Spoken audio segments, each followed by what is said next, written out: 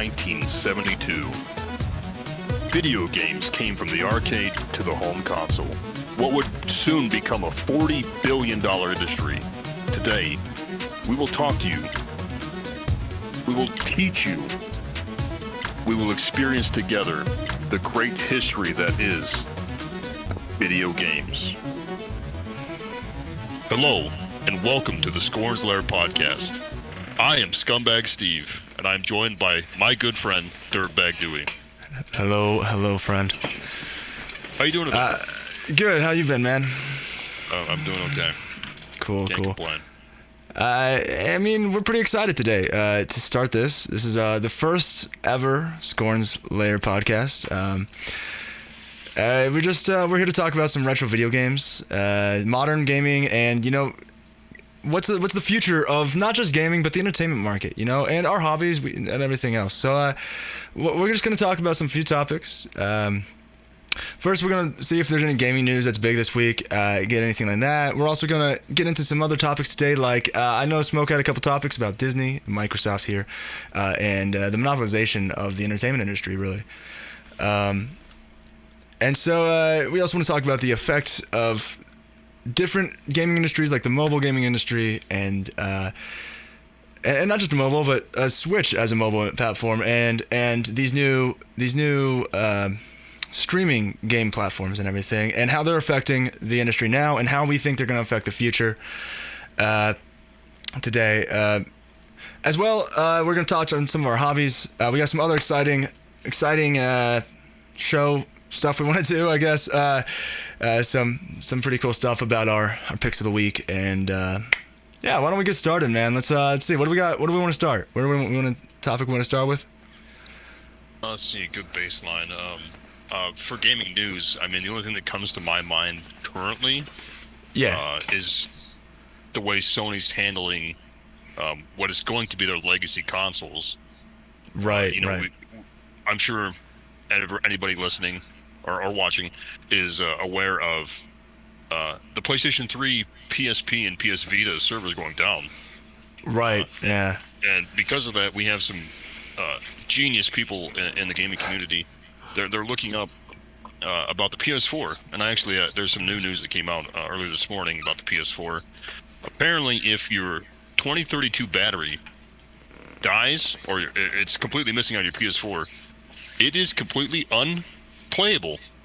You can't play disc, you can't play digital. You have to replace the battery, which isn't hard. I'm sure there's going to be tons and tons of video instructional videos for it. Right. But the fact that it's such an oversight in the development of that console. Yeah, I feel you. I mean, like, I've had my PS4. It was passed down to me. I bought it used from a good friend when the Destiny 2 Taken Kings collection came out. He upgraded. And, so, like, I have no idea the condition, really, of the inside of it. I've never taken it apart. I do want to do that and fix that fucking loud-ass fan in the thing. It's not the fan problem. I know it's not the fan. It's the thermal paste. But I want to fix that. I don't know if I'm going to throw thermal grizzly in it or if I'm just going to grab some cheap or normal thermal paste and be simple about it. Like I don't play it that much. I am playing through Final Fantasy VII Remake right now, but I don't want it to be gone. Like, all my games are digital. I only own, I don't know, not even a dozen PS4 games right now. I'm sure that'll come as time comes, and they get cheaper and cheaper. I'll probably end up picking up more and more, but I don't want it to gone. Like, I have at least 24 digital games on the PS4. I would hate to lose that stuff, and it's totally a thought that they should have put in. At least make the battery, be able to replace the battery without losing all that information. Like, you can't even swap the battery out. Like, that's insane. Yeah, I'm sure someone will make it so you can connect to the internet. Yeah. Not necessarily PlayStation Network. But yeah, homebrew at least. Yeah. And it's an issue with their trophy systems, right? You have to be. Yes. Yeah. I heard that. The same. You have to have the same trophy wave setup in order to play them as the servers. What about the? Okay, so you said you don't have too many PS4 physical games. I don't either, really. I for one, I don't think the PS4 is going to be that fun to collect for. I don't think it has that good No? of a library. Yeah, but look at like Limited Run. They're releasing content all the time. Like what is that? They just did the Star Wars Republic Commando, which we both bought on Switch. And like Doom, they released a PS4 version. All their games, they basically have released a physical form for the PS4, and that's surprised me because we talk about this all the time, like how disc-based format is kind of scary to collect because disc rot is gonna happen, even if it's 50 years down the road, it's gonna happen. Even if it's 100 years, 150 years, like maybe it won't happen in our lifetime, but like eventually these games are going to not run, and so I think like digital's the way in a lot of that sense, right? Like I want the physical thing, even if it didn't work. I would want the physical thing still, but like we're collectors, right? Like that's what we do. We, for some reason, we love to collect nonsense, but I don't want to lose my digital collection, and even that, you can't play the physical games if the trophy system doesn't work. So like, Yeah, you have to replace that battery before you can do anything. yeah, and so if you can't set the clock yourself after you replace the battery, your system's just corrupt. Like, did they do it willingly? Do you think they did it knowingly? Maybe like they were like, hey, there's a flaw here. Well, we don't have time to fix it. Let's get it out the door. You know, slightly off topic, but I remember PlayStation getting on Xbox for their Xbox One being you had to completely be online to play the thing, right? Yeah. Like you can't play physical nothing unless you're online. For them to make fun of Microsoft and Xbox Game Studios for something like that, when they knowingly had this issue with their console, it's kind of despicable to me. Yeah. To Yeah, poke and prod at the competition when The really whole Microsoft you're Ring no of Death, better. right? It's the whole Microsoft Ring of Death. What's that? How they rushed the console out the door, right? Yeah. Knowing that it was going to fail. Basically knowing that it was not ready, but they wanted to beat the competition. You know? And then they had... Of course, luckily Microsoft, for the gaming fans, they did their due diligence and they recalled the consoles. They replaced them. They didn't just screw the gamer, you know? And say, hey, go buy a new Xbox. They took care of it. But they lost a lot of money doing it. I don't think Sony's going to do that, though, you know? Like, Sony's not going to... Can they even release a firmware update to fix that? I suppose you could, yeah. I suppose you could, but would they? You know, that's the thing is, I will give Microsoft credit. They do care about their classic games. They're doing a lot of backwards compatibility patches, and they're allowing old games to come forward to your new console because it should be loved no matter what console you're playing on. That software should be loved. And Sony just does not give a fuck. They just don't care. No, not really. Even the president of Sony, PlayStation Sony, said, that's an old console. Why would you want to play that when you have the greatest hits, the greatest titles on current generations? Yeah, I don't know how they don't get it, right? I don't would love know to how go back and play Gran Turismo 1. Obviously, like, Nintendo has started to get it. I don't think they truly get it, but I mean, like we're talking about playing. One of our segments we're thinking about doing here on Skorne's Lair is having playing a game where we're trying to talk about this stuff and the challenge of that because we think it'd be cool. But you know, like the NS, one of the things we want to use is the Switch's NES Classic and SNES Classic apps because they have great titles on them. The multiplayer works so smoothly. They're really trying to like. They've really kind of archived those titles on the Switch. Of course, you do have to pay the $1.99 a month or whatever it is to get access to those, but to me, it's worth it. I love the games, and as much as we love emulating and doing that stuff, these are flawless. They run so smoothly, like it's great. So at least like we do have some companies trying to start to do this. Yeah, I don't. You know, and that is one of the things I wanted to talk about today was like the legality of emulating in ROMs because like this is starting to take effect on that. You know, because these companies are starting to say, well, you know, what if we want to take these old video games that you say are obsolete because they're not in manufacturing anymore, and we want to release new IPs, and we want to redo this IP, and like, or we want to release this game, you know, like Nintendo is, or like, are people who are downloading ROMs, and you know, let's not even get into the legality of sharing the ROMs, but even people who are just downloading it and playing it on their own time, who are probably never going to get in trouble for it, or never going to, you know, they're just enjoying their time. Like, are they, in a way, infringing on the copyright of these companies by, you know, like Ninja Gaiden, right? Like, what if they wanted to release a new version, a remake of that Ninja Gaiden in that style, but hey, here we are just taking it for free from the NES. You know, like, that, yeah, it makes sense. That argument does make sense. While at the same time, I'm on the other side of the fence with, well, a lot of these consoles I'm never going to see, right? Like, I'm never going to... people collect, the less you're going to see the physical card. Yeah. Yeah, so, especially like rare titles, right? Like, really rare titles, like... We're never going to see a lot of those. Games that, like, only were sold to Blockbuster in the N64 era.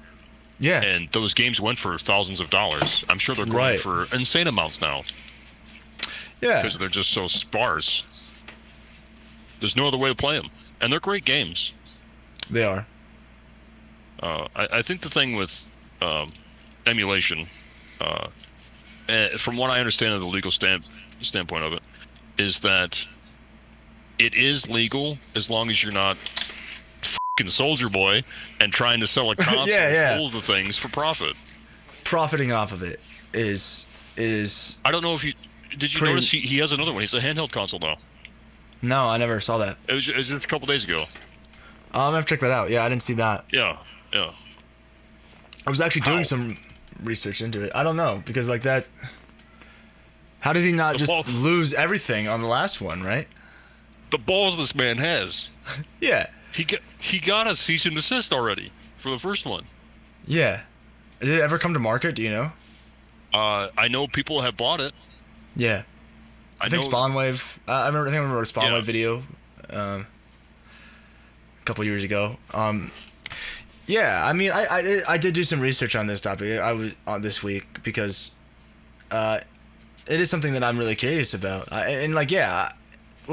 What modern lawyers in the last year have said, really is that technically it's illegal. Like, technically it is 100%, or not 100%, it's a gray area, but it's illegal to download a copy of this ROM. Now, it is a gray area. Again, it's can be considered fair use in some cases, but in a lot of cases, people just use that, and it's not true. It's totally not true. But I mean, you have excellent places like archive.org. Yeah, archive.org. And see, it is. Yeah, and they have like their arcade cabinet library is beautiful. Oh, right. Them two arcade punks is a great. They go based off the fact that it is the only way to get these anymore. Yeah. So they're actually, I think they're safe from copyright law at that moment because they are preserving all of this media. I think the lucky thing is that nobody besides really Nintendo seems to be going after these people. Like, nobody seems to really be attacking these companies. Nintendo a couple years ago did sue. Let's see, I have it in the notes here. Nintendo does love their properties.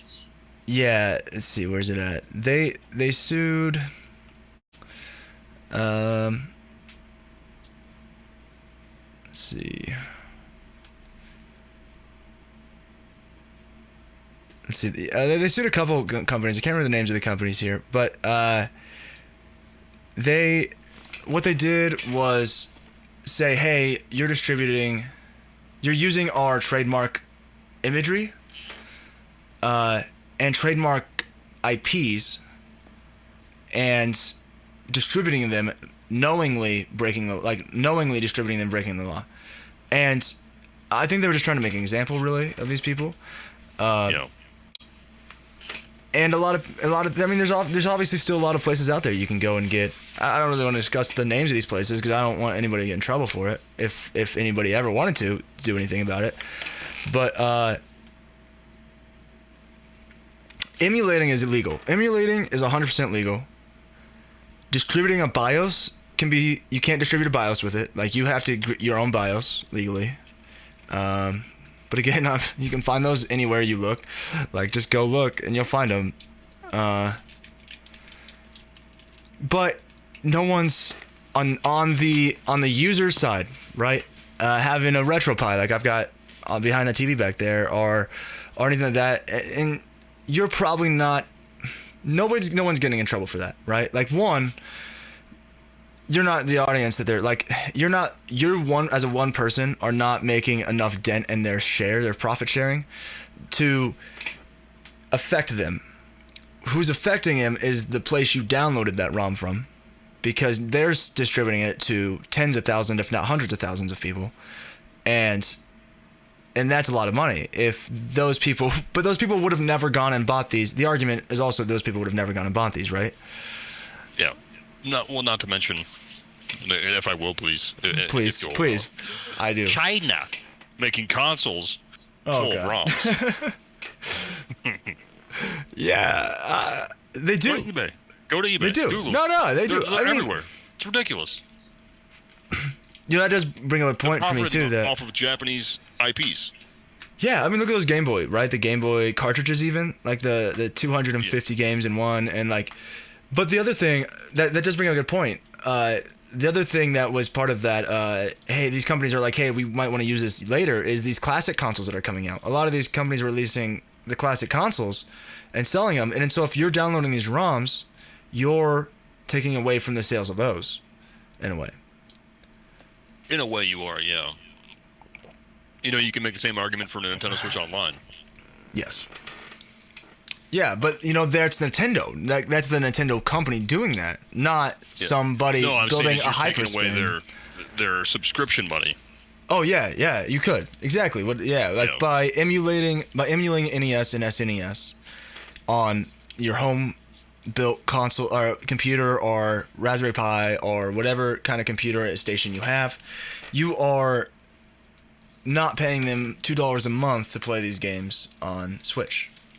I mean, obviously we still are, but with the Wii and the Wii U and their old their shops, their e-shops. Yeah, the classic stores. Yeah, the WiiWare. You could download these games. You could pay. I think it was $20 if I remember right for like Mario 64 on the Wii. I can't speak for the Wii U. I never owned one. I think it was the same there thing too. with 3DS. You could buy Game Boy Advance, whatever. Yeah. I only owned the DS for a short while. Or half the price of the original. You get it digital. Yeah. They didn't do that with the Switch though, right? Not yet, anyways. Not yet. We were talking yesterday about hoping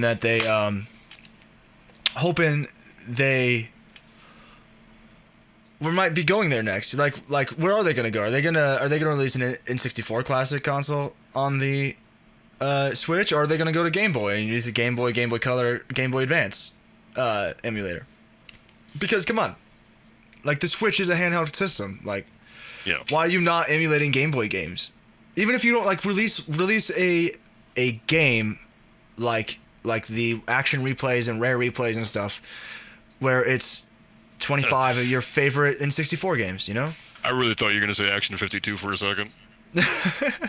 Yeah, but okay, maybe not as bootleg and crappy games, but still, give us a game pack of the favorite of our favorite N64 games, or whatever. You can pretty much count those on your fingers and toes, but the 64 is a great console. It's a great console.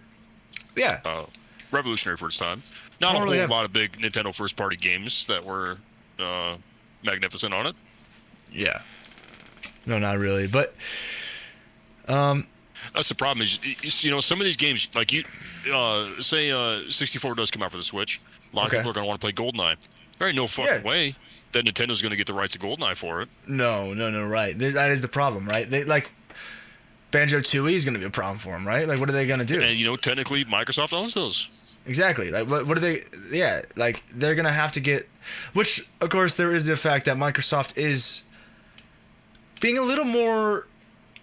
Since they're going to the games as a service model, they're starting to like being okay with crossing platforms and stuff. So maybe they would be, for the right price, be willing to do that. What's that? Because Microsoft wants to get into Japan and the Eastern Asian markets, and they can't sell their consoles over there. They just do not sell. No. The only way that they're going to get in without completely wrecking the sales of their consoles, their hardware sales. Yeah. There it is. They're going to have to do it through software, and then maybe hardware comes later, right? I mean, Nintendo's kind of that way, right? Like they'll give you cheap hardware so that they can sell you a ton of software. That's the way Nintendo was for sure. So yeah, I mean, it makes sense. I think Game Pass is honestly the greatest deal in the world for a gamer. Like, as much as I'm like still a little bit like, what's going on with it? Like what is this? I've been subscribed to it multiple times, off and on. For simple things like, I mean, like when State of Decay 2 launched, I wanted to check that out. Of course, I'm gonna buy it. I'm gonna spend the $15 to get access to hundreds of games, or at least a dozen games that I want to play, than $15 for the one game. Especially for a game like State of Decay. Yeah, exactly. I'm probably only going to play it a week and then never play it again, which was the case. Yeah. I own it too now, and I still don't play it. But like Master Chief Collection, right? I love Master Chief. I love Halo. Halo's what we started on, man. That's like what made us true. Okay, maybe not that's true, but it is like our favorite video game of all time, Halo 3. Storyline wise, multiplayer wise, soundtrack wise, like it's one of the masterpiece. Forgot the Forge mode on Halo 3, man. Oh god, right. That game was amazing. Oh god, yes, it was totally. And that gave me the love for Bungie, and because of that, gave me a love to learn other developers. Yeah. Yeah. Go back and Marathon Man. Bungie made Marathon Man. Right. At the time, sure, great game. Now, don't redo it, Bungie, please. What you can redo is Destiny 1, though. You do that for us, please. Yeah? Which they're trying to do in Destiny 2, as it appears. Really? Already? You would want that already? You would... No, I mean, go back. Make Destiny 3 more like Destiny 1, right? Okay, yeah. So, yeah.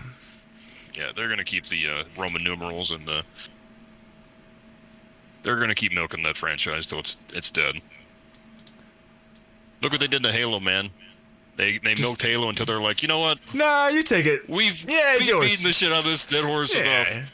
We don't Go need ahead this. Take it back, Microsoft. It's all yours. We can do better, which they didn't. No, they didn't. Yeah, they didn't. No. I had a lot of hope. I'd see. Okay, that's what surprised me because I wasn't really a fan of Destiny. Not just Destiny 2. Like a lot of people aren't fans of Destiny 2, but like, and a lot of people love Destiny 2. Don't get me wrong. People are playing it today, right now. No. Thousands and hundreds of thousands of people probably, or tens of thousands at least, are playing it right now. And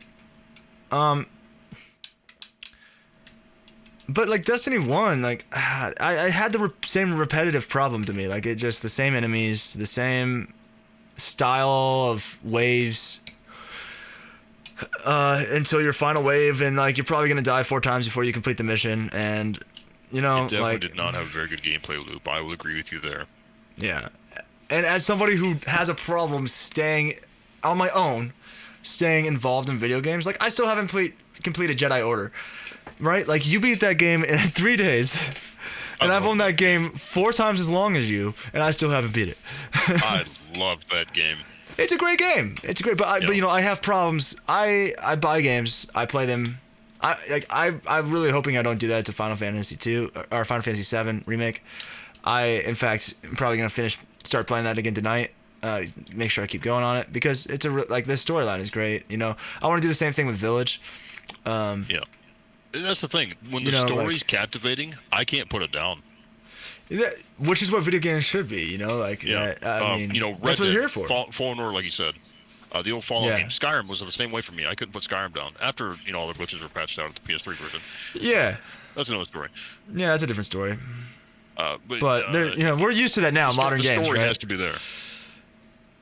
It does. Story has to be there. I am a single player gamer, right? Assassin's Creed was my favorite game growing up, really. Okay, my favorite when I was playing by myself. Assassin's Creed was my choice of gaming. I loved Assassin's Creed 1, 2, Brotherhood, Revelations. I played all the way, Black Flag, everything. I've played almost everyone. I haven't beat the last two, but it's because, honestly, Desmond Miles was... Or, not Desmond Miles. Desmond...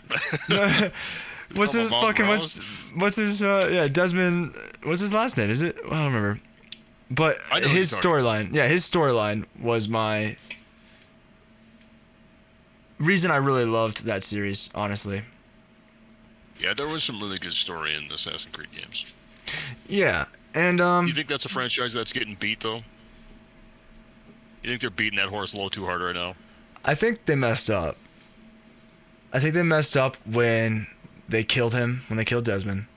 Spoiler! Fucking spoiler alert! What Spoiler the fuck? fucking spoiler alert! Shoot! Sorry, if you haven't played through Assassin's Creed Brotherhood, I apologize. This game's only 15 years old, but hey. Yeah. So that's been on my queue to play for the last 10 months, man. Yeah. That's a series that had me, man. I think they messed up by getting rid of that because it really did have me. I loved that series. And when they made him kill what's her name? Because she was a Templar. Like, it totally ruined it for me. And then they just kept pushing it. And yeah, I think they messed up by kind of like abandoning their fans and abandoning their Abstergo storyline of like now Abstergo is just a corporate giant. Like, they're still the bad guy, but like of course, I will say I have both started Origins and whatever the Greek one is again. Oh, and the last one, Odyssey, I believe. Odyssey, and then what's the new one that came out? I have that too. I played that. Never played it. Valhalla. Valhalla, thank you. I played a lot of Valhalla. I have not played enough through these to get out of the Animus and follow the Abstergo line. See what the current story is. And I know they brought back a lot of favorites, a lot of favorite characters. I know when I played, again, small spoiler, not a big spoiler, on Valhalla, Sean is back in the game from the original games. His annoying voice. And you know, so they've brought back these characters from the original, these freedom fighters, if you will, but it's not the same to me, like, you know, like, and maybe I'm wrong, maybe I'm not, maybe I haven't played those enough these last few games and got out of the Animus to do that, but yeah, but a lot of companies are beating dead horse. Do you think Grand Theft Auto is, like, if they bring with Grand Theft Auto 6, do you think it's going to be just the same thing as Grand Theft Auto 5, you know? I mean, you're always going to have the same gameplay. Yeah, right? Is it going to be a life simulator? Well, whoever's living that life, holy you know what I mean, though? Like, simulating reality instead of just simulating. I think I'm a bit biased nonsense. When it comes to Rockstar's games, though. Red Dead. Yeah, Red Dead, for sure. Bolney, the Grand Theft Auto series. There's not they release good games. There is a Grand Theft Auto game that I do not like. It's Chinatown Wars. But that's because I didn't grow up on the top-down. True. Yeah, I have problems when I go back to play Grand Theft Auto. I have it for the PS1. I've been trying to go back and play it, and I have problems controlling it. Honestly, I want to beat it sometime. Maybe I'll stream it sometime. We're both trying to get into streaming right now. So if you guys are listening or watching, check Smoke out over here, Steve over here out at Steve Arici on Twitch, and then I go by Live for Geeks over there. As well as check out our YouTube channels, and hopefully we'll be releasing some content soon. But yeah, I mean, maybe it's one of those things, because we want to do some retro streaming. We'll go back try to get this top-down view because it is a struggle. You know, like games have come a long way, right? Like there's a lot of comforts that we have now that make it hard to play like GoldenEye. Like I still don't mind playing GoldenEye though.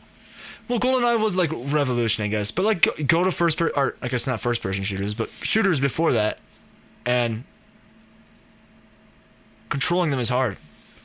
Turok was another good one. It was. I think the problem with GoldenEye is the N64 controller. Yeah.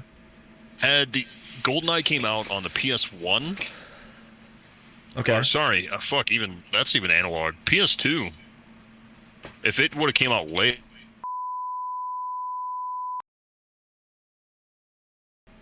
Hey. Oh shit. Hey, technical difficulties solved. Yeah, right. I'm honestly not sure where we left off because that was kind of shockingly abrupt. Just like I was saying, gone. How if GoldenEye would have came out on the PS2, yes, it would have been more praised than it already is, which it is praised already. And there would have been more direct sequels like GoldenEye, not necessarily GoldenEye 1, 2, 3, 80. There would have been just games like it. Okay. I played the James Bond games from the later generations, GameCube mostly, and they don't have the same. They don't have the same vibe, yeah. No, I think even with the flaws of GoldenEye. Yeah, I think the thing was that N64 was so focused on multiplayer, couch co-op. Yeah, couch co-op, which we miss. Yeah, couch co-op was where I was at. That's I think one thing like the Switch. You're not necessarily playing on the same console. You can sit next to each other and play together still. Yeah. I think Nintendo's making the right moves to bringing people back together rather than, oh, hi over there, 14 hours, away from me. Online friends are great. I mean, like, okay, yeah. I mean, like, right now it's great, right? Like, we kind of needed it over the last year and a half. We're not supposed to. Yeah. And so that's kind of been last year, I guess. But yeah, that's been great. But like at the same time, like I do miss, right? Like we got Shadow of the Ninja up here. We were checking it out earlier. It's a local co-op game, and without Switch's NES feature, we would not be able to check this game out. And so like it's great too. But you're totally right. I just got your message. I'm not sure what. Yeah. So yeah, it's a good thing. It's a bad thing. It's both, right? It's like the future. But at the same time, I don't want it to mean that people stop sitting on the couch together and playing Mario Brothers, or Mario Kart, or Mario Party. What are the Mario? How many Mario? Super Mario Smash Brothers. Isn't that something though? Oh wait, that's not what it's called. Couch co-op. You instantly go to Nintendo. Yeah, I do. Although I mean, with you, I go to Gauntlet. Oh yeah, absolutely. Right. Yeah, like if Atari can leave anything behind. Skorne's Lair. If Atari can leave anything behind, well, and it's being wasted. WB is doing nothing with it. This is the one instance that I want them to sell it to one of the monopolies. Sell that. Yeah, it's like this should be our next. Let's use this as a segue to that topic. Actually, I love that.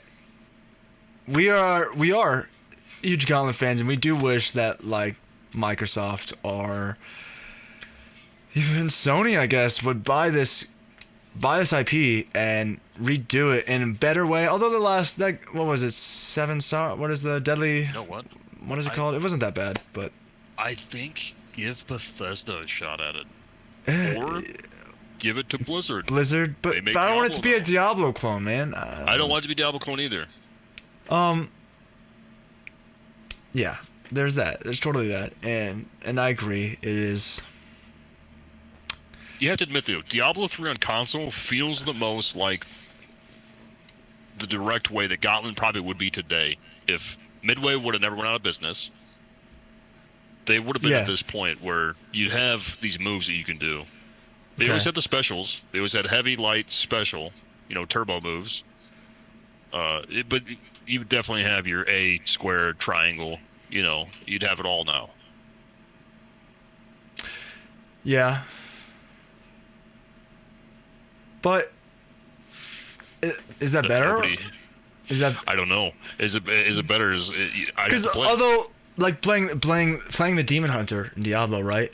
You're gonna fall asleep if all you do is rapid fire. So maybe it is better. Yeah. But I never felt that way playing Dark Legacy. I never had a problem staying awake. But that's the difference between Gauntlet and Diablo. Gauntlet had so much hidden stuff to it. Diablo's just straight hack and slash to the dungeon crawling. Repetitive. Do the same level 50 times to get the right item that you're trying to find. Like, yeah, all that. I mean, Borderlands has kind of the same grind thing too. So I mean, it's just kind of a style of grinding and collecting that I love and don't love. Gear. I don't think I would. Yeah, I think the items are where it's at. I think those items are where it's at. All right. Anyway, topics. We were saying that we would love one of these monopolized companies to get an IP like this and give it off to like Blizzard or, but we also are a little afraid that the monopolization of not just the gaming industry with Microsoft buying like everyone.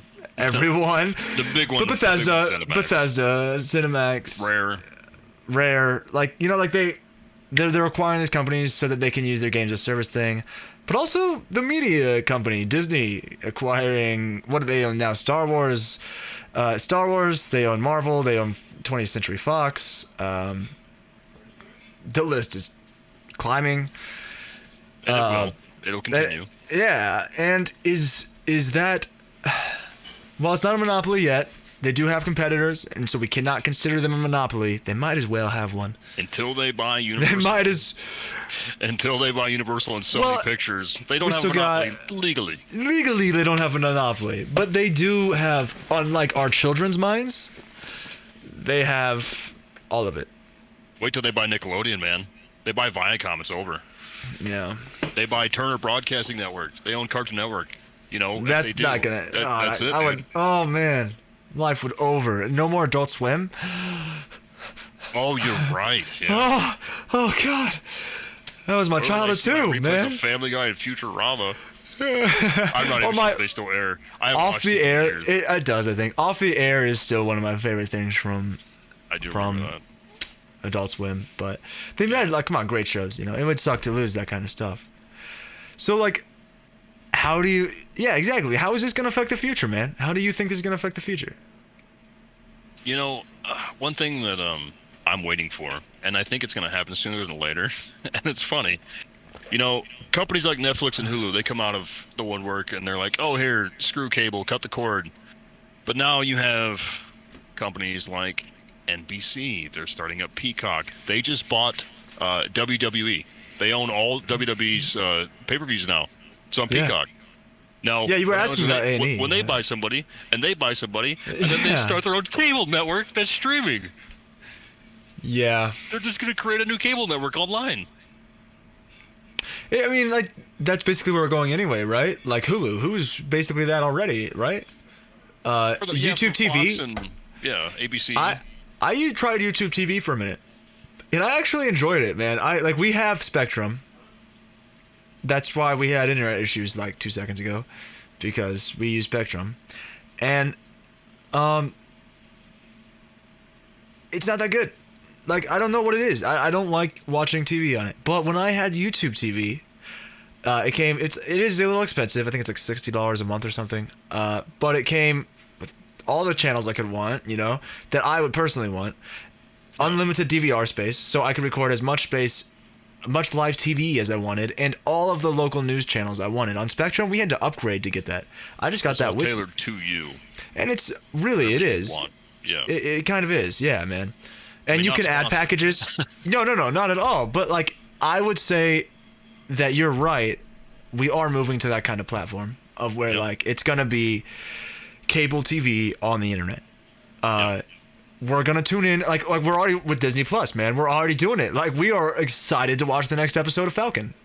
And I like it. I like the instant streaming that you can do. Yeah, I do too. I like being when a able movie to. comes out and you can watch it the same day with HBO. That's cool. Or Disney Plus has been doing that, but they've been charging. But still, like, it's good. It's I haven't caught King Kong yet on the HBO side, but like I do want to check out that, and King Kong versus Godzilla. Yeah. They've got a lot of great movies on there and stuff, but like the Zack Snyder, that when the Zack Snyder's cut dropped on HBO, that was like I watched it the day of twice. Yeah. And you watched it with us as well. yeah, I did. I just happened to come here and hey, look, it's halfway through. But like WandaVision, Winter Soldier, Yeah. those are releasing an episode a week. Mandalorian. The Mandalorian, and we are tuning in every week to watch that episode because we're like, oh, I really want to see it. So we are already going to that. I should stop hitting the table. We are already going to that cable internet space, Yeah, absolutely. And yeah. But I think it's the eventual that a company buys up the contracts for a bunch of the other ones, and we have cable networks again. We have Dish Network Online and DirecTV Online, and you know what I mean. I mean, in quotations. We already do. We already do. Technically, you can get access to your content from those companies usually. That doesn't surprise me. You can usually watch, if not live TV, at least their on-demand content that way by signing into your account. Yeah, I think it's been around for a while though, man. That's been I think I was in high school. We had an account where I could like on my phone watch. I think I could even watch my DVR content if I set it up right. I don't think I ever did, but. So yeah. Going back a little bit, let's go back to like Microsoft, Bethesda. We talked about a couple of good companies. Yeah. Good companies that Microsoft bought. What about the bad companies? Like, I don't know, EA, Activision. Activision's more of a publisher in this sense, but let's say Blizzard. Blizzard's developing under Activision. They're money grabs, yeah? In a lot of sense, yeah. Look at I mean, that's what those companies are now, right? I'm not a fan personally, but look at FIFA. You have the same game come out. You have the game come out next year with an updated roster, even though you could do that for free with a patch. Especially now with the games as a service style. 6 months later, you have the same game come out, the deluxe edition. No, I would. It's disgusting. EA has become over the last 2 decades, because if you look back at their history, they are a fantastic company in the 90s and the early 2000s. Yep. They pushed a lot of indie games into development that would have never existed without them. Hey man, I owned a GameCube. You don't have to talk to me about it. Yeah. And then they realized how much money they were making by releasing Madden 05, 06, 07, 08, 09, 010, 11, 12. You know? At what point is it going to be 10.5? You know? Madden 20.5. Never. I don't think that's ever going to happen, man. I think they're just going to be, like you said, deluxe edition. They're already doing FIFA. I don't get it. And but people love it. But people love it too, man. They eat it up. Especially in the MLG circles, which I don't know much about personally. I am interested, but I haven't really explored myself into those kind of. Since I was in high school, at least. When I was in high school, I used to watch a lot of MLG, but I don't really anymore. There's a little fact that about MLG. Sorry to go off topic a little bit, but yeah, okay, yeah. Did you know Mr. Blue Hair Fortnite Boy Ninja actually started on Halo 3? I believe it. Yeah, man. He's our age, right? Like That's where he got his start, in MLG. Yeah, I mean it's insane to me to see where we're 20, 26. We're the group of people that watched it from its infancy grow, right? Like I guess there are people who were Major League Gaming in the 80s and the 90s, but it wasn't so much what we have, where it is, we literally watched it turn into football. Yeah. Like it is going, like, we're watching kids make millions of dollars off of their hobby now, you know? And that's insane. Ninja came from Halo 3 to Fortnite, though. Oh, how the mighty have fallen.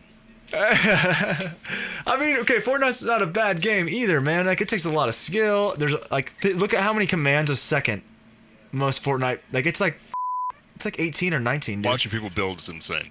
Yeah, like, it's insane. I mean, I'm not saying I couldn't do it or you couldn't do it, but we would need to practice for weeks, if not months, if not a whole year, to be able to play like that.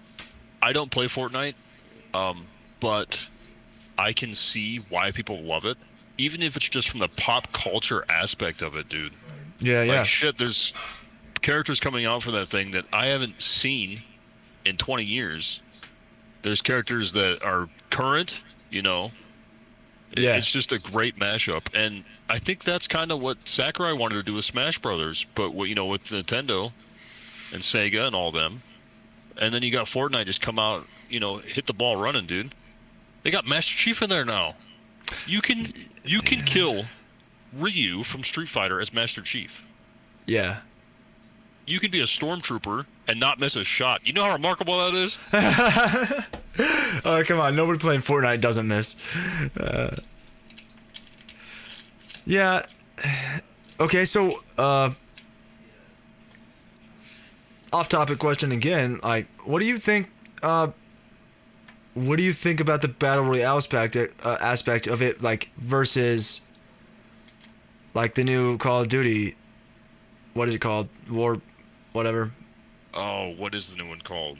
Whatever the Battle Royale is, yeah. Cold War. What's the Battle Royale, though? Warzone, thank you. Warzone. Yeah, Warzone. Or even Escape from whatever that game is that I don't play, that's super hard, that I'll never play. Escape from Tarkov. That game that people are like, this is ridiculous. Escape from Tarkov. That's more of a death simulator than it is a Battle Royale.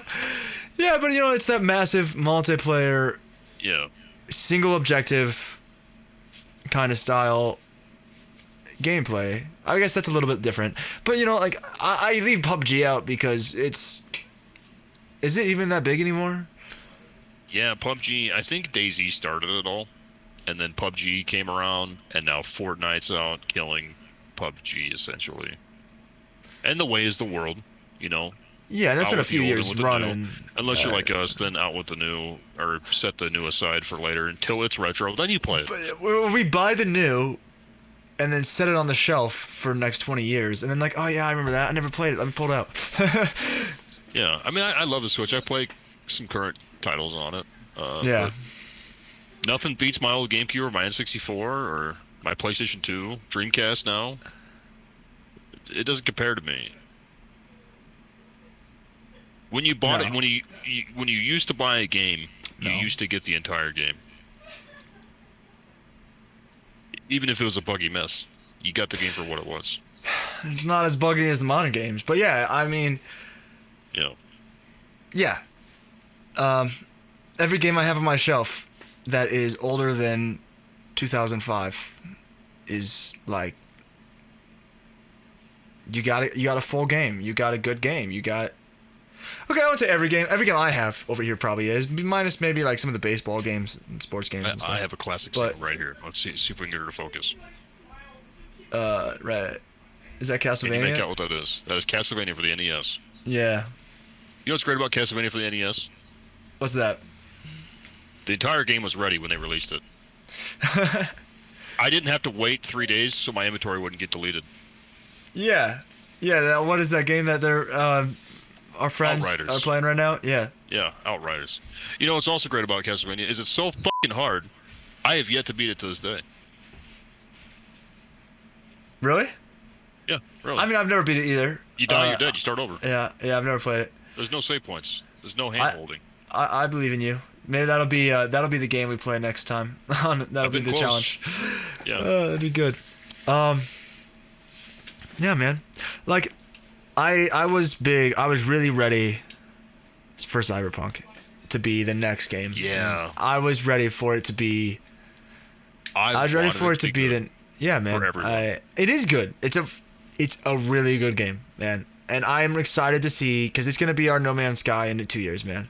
We're gonna go back to it and be like, dude, this is like the game of the century, because it has everything you need for it to be. If they updated the AI, if they updated they updated some of the character models for the pedestrians, updated a lot of the AI, and just fixed all the bugs they have on consoles and cheaper hardware. But what about the version of the consoles that are going to get left behind now? They're not going to touch the PS4 Such is the way, man. Like, you know? are we not used to them releasing, like, how many games got released on the PS4 and the PS2? You're right, You know? but even if you look at Grand Theft Auto 5 for PS3, it might not have got the updates that PS4 got, but when they left it, it was a working game. But a dumbed down Online, game. It was a working game no matter what on story.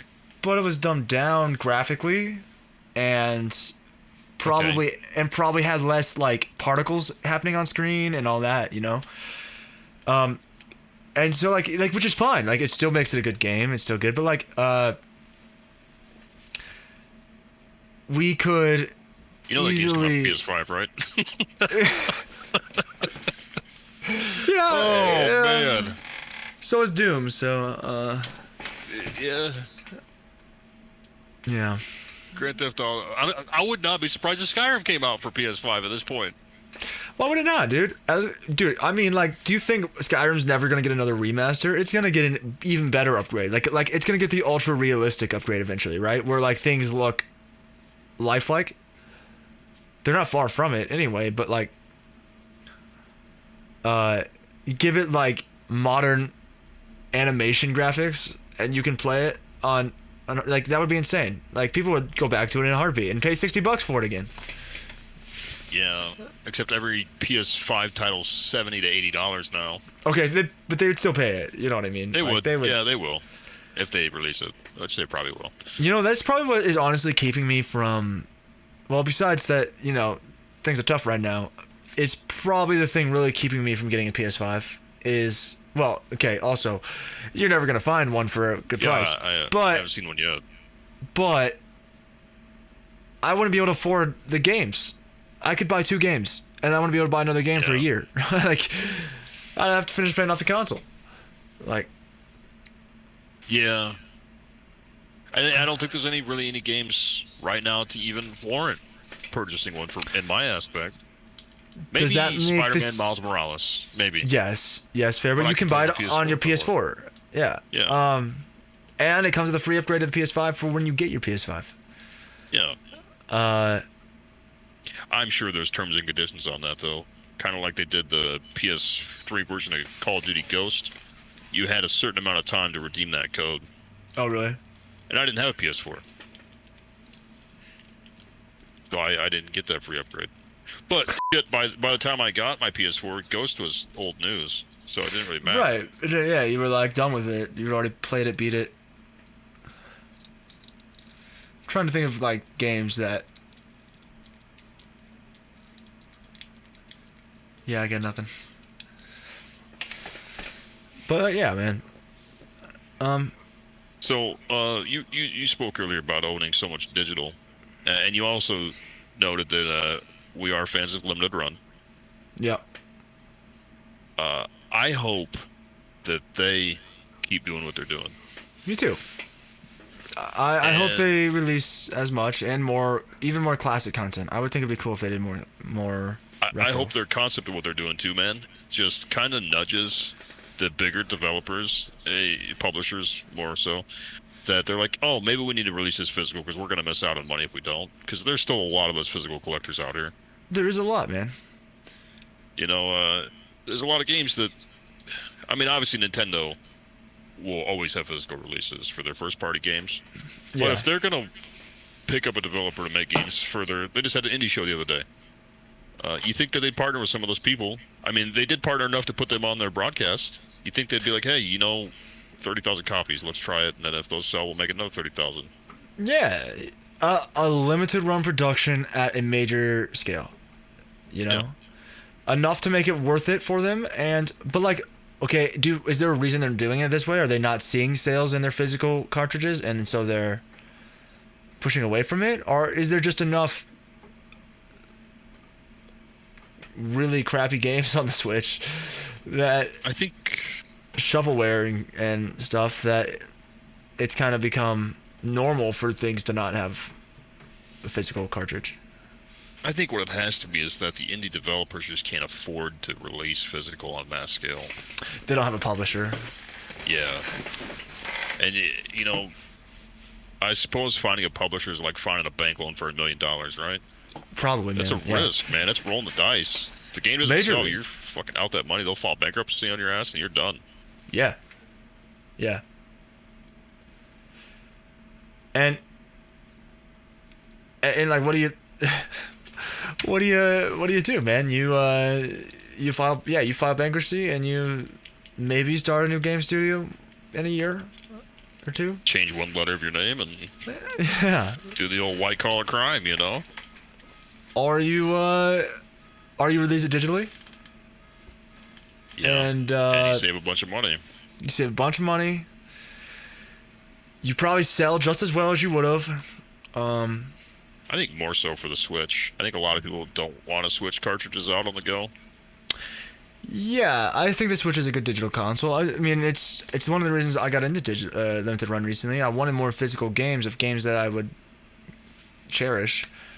But I own 3 physical Switch games. I have Smash Bros, Super Mario Odyssey, and the only game I bought new, which is Pokken, because that is the coolest concept for a game ever. But For a game, yeah. like, come on, man, Pokken, like Street Fighter or I guess Street Fighter, Tekken, yeah. Pokemon. Come on, man.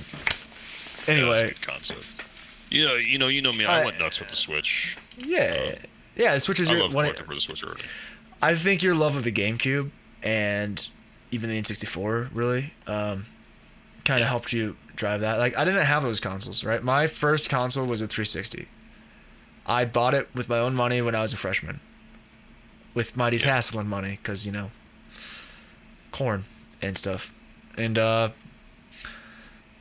think I had like 3 games. That was it. And so, like, I don't have a lot of... My nostalgia comes from your gaming collection. Right. Because that's where I played video games.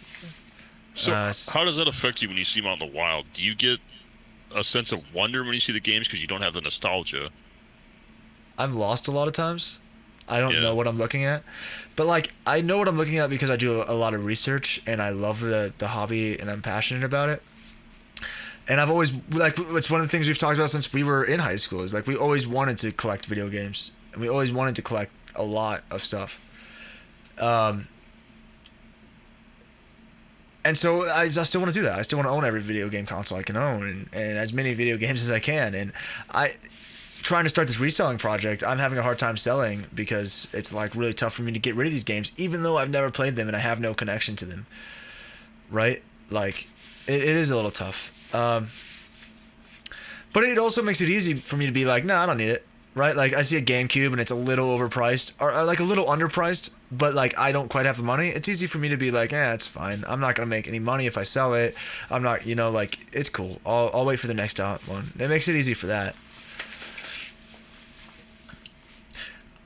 I would like to, though,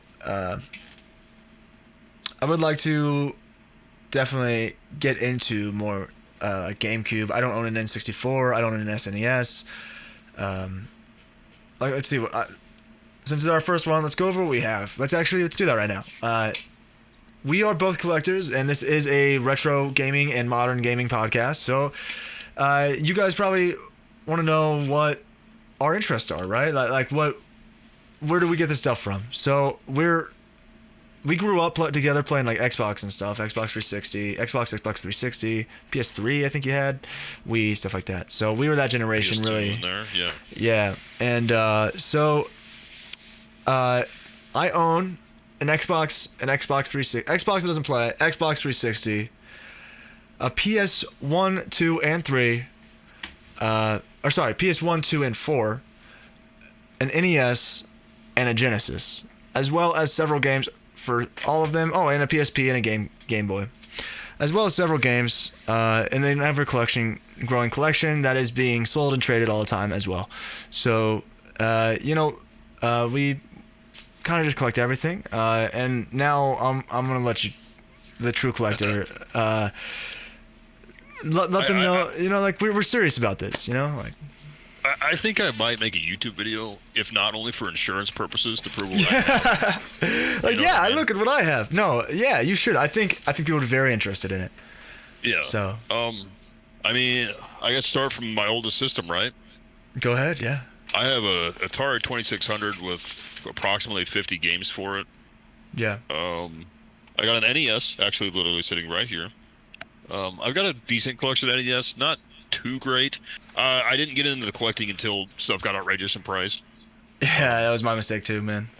I also have, I have the toaster, as they call it, the toaster NES. I also have a top loader, which I got for a fantastic deal. I think I paid $20 for it. That's what we look for, man. That's great. Yeah, man. You got the SNES. I believe I've already been through 2 ROM readers on that thing.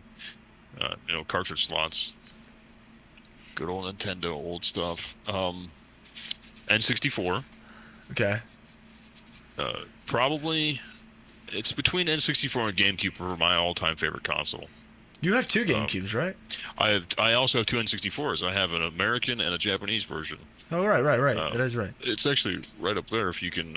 Kind of see. I see the Nintendo PSP logo up there as well. Yeah. PSP 2000. Yeah, I have I've got 3000. Several Game Boys, several DSs. Wii. I've got several Wiis as well. You do. Wii was one of those that was easy to collect consoles for because everybody had them. Yeah, and everybody bought a Wii. And they broke all the time. Yeah, people they were beat too hard abused. on them. Yeah, like those latches broke and stuff. The covers for them. I think I have 3 or 4 Wiis actually. Yeah, man. What else do I have? PS1, PS2, PS3, PS4. No PS5 yet. Xbox 3. I have a lot of Xbox 360s as well. And an Xbox One that I've maybe played 30 hours of. Mostly Forza. Yeah, mostly Forza Horizon 4. Also, Forza Motorsport 7 is really good for that. And then the true gaming collection, I'm going to say, is your Switch. Yeah, I have a pretty big Switch collection already. I'm going to say that includes your Amiibo collection. Yeah, I have a lot of the Amiibo, the Smash Amiibos specifically. I have a lot of those. Yeah. I have a lot of the peripherals. I have the controllers, the Hori controllers, the SNES, Nintendo Online Service ones. Of course, I had to get the Pokeball Plus. Right. Great controllers, by the way. If you can still get them, if they're in stock, buy them now. Man, I want them so bad, dude. You can't order them online. Now. If you find them anywhere, yeah. I've been looking for them online, and you gotta buy them on eBay. I did get my NES ones. I don't know if I ever told you that. I got those. Actually, if we do play, I'll actually play this today. I'll play with this. I want to use my Pro Controller. All right. Yeah, man. What the hell else do I have? I've got Dreamcast. Yeah, that's right. You just got the Dreamcast. Yeah, I've got 2 Dreamcasts actually. One original, one modded. I did a fan mod on it, so you can't even hear the thing run. It's literally 60 decibels quieter than the PS4. Yeah, exactly. Like I was saying earlier, man. Just some HDMI mod on some of the stuff. I try to get 2 consoles of everything, keep one original for a collection for a future collector when I'm long gone and forgotten. And then a modded one that I will probably pass down because physical media will be hard to get. And we don't want to ruin the physical media either. Yeah, play all my backups. The more you take it out of the case, the more cartridges too. The more you take it out of the case, the more likely your pins are to get messed up, or damaged, water damage, corrosion, any of that. So, yeah. I don't know what else I have other than that. I have 2 Switches. I don't know why. I got There's 2 people in your house. I got the new. I'll give you an excuse. When it came out. You ever gonna get a light? What's that? You ever gonna get a Switch Lite? I think I will. Yeah. I'm not gonna pay retail for it though. No, but if you got one for like 150, 200, no 150. I might collect all the colors of them. There's only 4 right now. That'd be pretty easy to do. The new one just got released actually. That navy blue one. They got the gray, yellow, pink, and navy blue now. I don't know if you guys have ever heard of Phoenix Resealing, but I really like that. He's collected every like special edition. He's got console. some dedication. Yeah, he has every Mario, all the Marios and Zelda ones and everything. Yeah, so I think that's really cool, man. Yeah, I think that's everything I own for console-wise. And just a fucking stupid amount of games.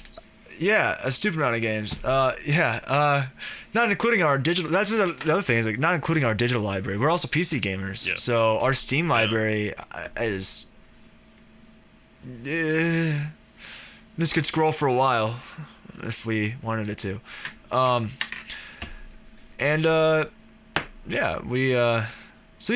pretty serious about this gaming stuff, and we're always looking to get more educated, more experienced, and we just want to share that kind of experience and stuff with you guys too, and see what everyone else is thinking. And what we do is a lot of picking. What was that? You gotta. What is your favorite video game on the Xbox 360? Your favorite nostalgic console, right?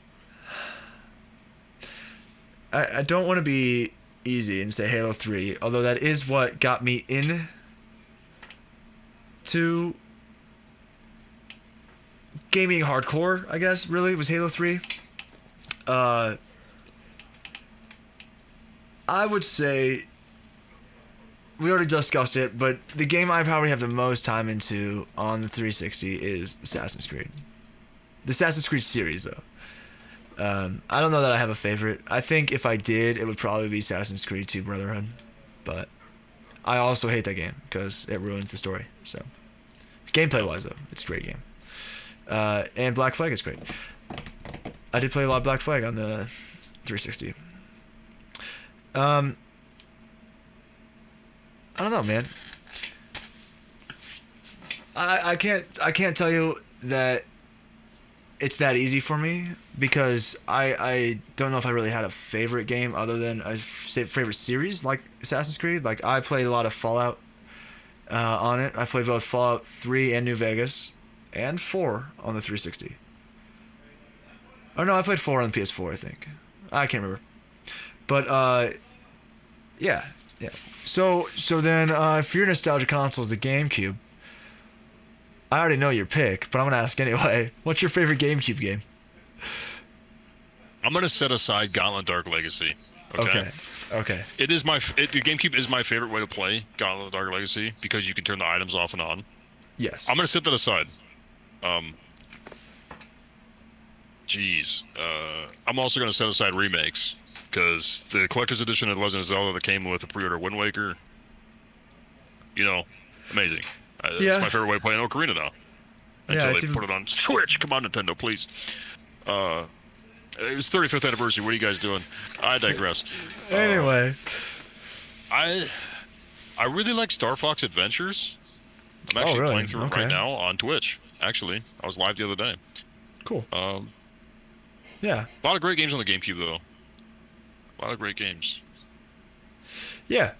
A lot. I mean, we could, there's a lot of games that even people who have never played video games are going to know for like the end of time. Things like Smash Bros. And Star Fox.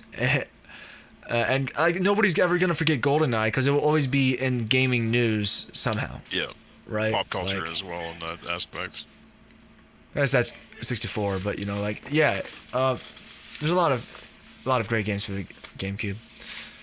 That's the sad thing though about being a collector now is the rise of the cost of being a collector for these old consoles. It's just ridiculous these days. Well, the last year really affected that. I mean, like we watched literally the time. I mean, we did it too. So I guess like whatever, it was something in the air. But like we watched as we were really talking about doing this, like, hey, we're old enough now we can really collect seriously. Starting to like finding sites like. It's already gone, so I'm gonna say it anyway. Shop Goodwill, and hey, don't say that. Learning how to use eBay right and find stuff on eBay. I'm 3 hours away from my first Game Gear. Don't say that. Don't let them know. It's all right. This won't air until far after the auction's over. You're right. You're good. It's we learned how to use this stuff over the last year. Watching people like Phoenix Reselling and Retro Rick. We're big fans of Retro Rick. And Bendo. And yeah. There's some great guys out there. Yeah. Learning how to, like just pick wisely pick through stuff instead of just like being like, oh, here, just spend money like ridiculously. And COVID, honestly, the pandemic, people being stuck at home, skyrocketed retro gaming prices, and we paid for it by being fans, actually. Everyone's fans. I'm not going to say we're not, so they're not. Shout out to Metal Jesus Rocks and Reggie Radical Reggie on YouTube, because like picking up consoles that I had never had, and they have their must-buy, like must-play games for those consoles. That helped me so much. Yeah. Nowhere to look and search. It's like you were saying, how does that handicap me when I'm out looking for like GameCube and stuff? People like that, and like you recommending me games, and like just seeing these videos really helps me have an understanding of like what is entertaining for these consoles and what is the selling point for these things, and like where are they coming from, and it's a lot of times why we want to start sharing this stuff too, because if we can help inspire somebody else to be just as big into retro gaming, even like I said, we're 26. We were born in '94, and so we don't have much real like nostalgia for like a lot of these consoles, but there's something about them that calls to us, and it's just so cool. I even love like old like computers, like Apples, Apple IIs and stuff, and like and C64 and the VIC-20 and like those kind of consoles as well. If I can ever find an Odyssey for less than $500, I'll probably pick it up. Yeah, even though there's only 5 games for it. Yeah, like, but like an Odyssey 2 for sure, man. In fact, I think I might have just located one in Nevada. So, in television, anything, even if it's just for the preservation, if I never play these consoles more than the first time to make sure they work, I want them to be here for the next generation. Yeah, I do too, man. They're super cool. And I don't think we're alone in realizing that, and it's probably why a lot of the prices did skyrocket. A lot of that is just people taking advantage, though, too, of the all of a sudden skyrocketed interest in gaming. I mean, it is a safe way to play stocks, right? There's value, and there's going to be value. Most of these... most of these things are not going to lose value. You like we were talking about this. There is going to be a rise in PSP prices. PS2 prices are starting to go up. PS3 prices are going to start going up now that the store is down.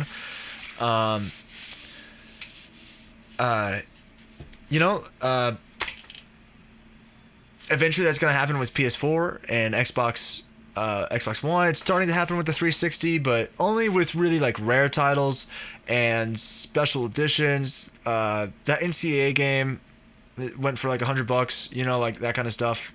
Basketball 10, like that. There are those, but like it's based off of rarity or mistakes or whatever kind of mistakes they happen to be. Stuff like that. And instead of being really nostalgic, like when is Halo 3 going to be worth $50? Maybe never. But like, I mean, that's the thing with how many copies were sold too, right? Halo 3 is massive. With a lot of the nostalgic games, right? Like there's a lot of Mario 64 games out 64 Mario games out there, but at the same time not as many were sold as GameCube games, Like there were more GameCube games sold of a particular game than there were of a particular game at the same level in 64, because there was a larger, more audience. People had the console. Yeah, more people had the console in their home because gaming's getting bigger and bigger and bigger. Like you want to see something nuts. Anybody watching or listening, go to pricecharting.com, type in the word. I know this is gonna be a hard one. Not many people know this. Pokemon. Type in Pokemon. Your childhood. Just think about the things that you had. Yeah, the things that you owned. And you can even do this on eBay, right? Like think of your favorite childhood toy, R2, and go look at it. and see what it's worth in good condition now, and you'll feel like, man, I mean, okay, you shouldn't feel like this because you were a kid, you played for it, you loved it, you enjoyed it, but like you'll feel that all of a sudden, like, man, that was worth $100. I had that. I played like Star Wars toys and stuff, Hot Wheels that I had, man. I had some nice Hot Wheels. I didn't even realize. Like, what I want people to feel is, oh wow, where's that box that all that shit's in the attic? Yes. And go and find it. You know? And then sell it to me. Yes, and then sell it to me, please. Yes. I did that recently. I thought I remembered having the bonus disc for Pokemon Coliseum for the GameCube, and it gave you a Jirachi in Pokemon Ruby, Sapphire, Emerald. Okay. So I went searching, I went looking, and I found some childhood toys, and I found a Game Shark for the Game Boy Advance upstairs. Really? Just sitting in a box. I had this. I don't have a disc for anything, but yeah. You know.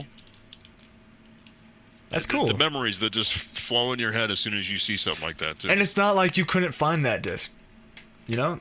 Like, now you have part of it. Now you have part of it. Software, too, right? Like, you could find the software alone. Get a CD key and use it again. You are a fan of modding your consoles and stuff. Especially in small ways like that, if it's just soft mods and stuff. So, that's one of the reasons we're fans of the original Xbox.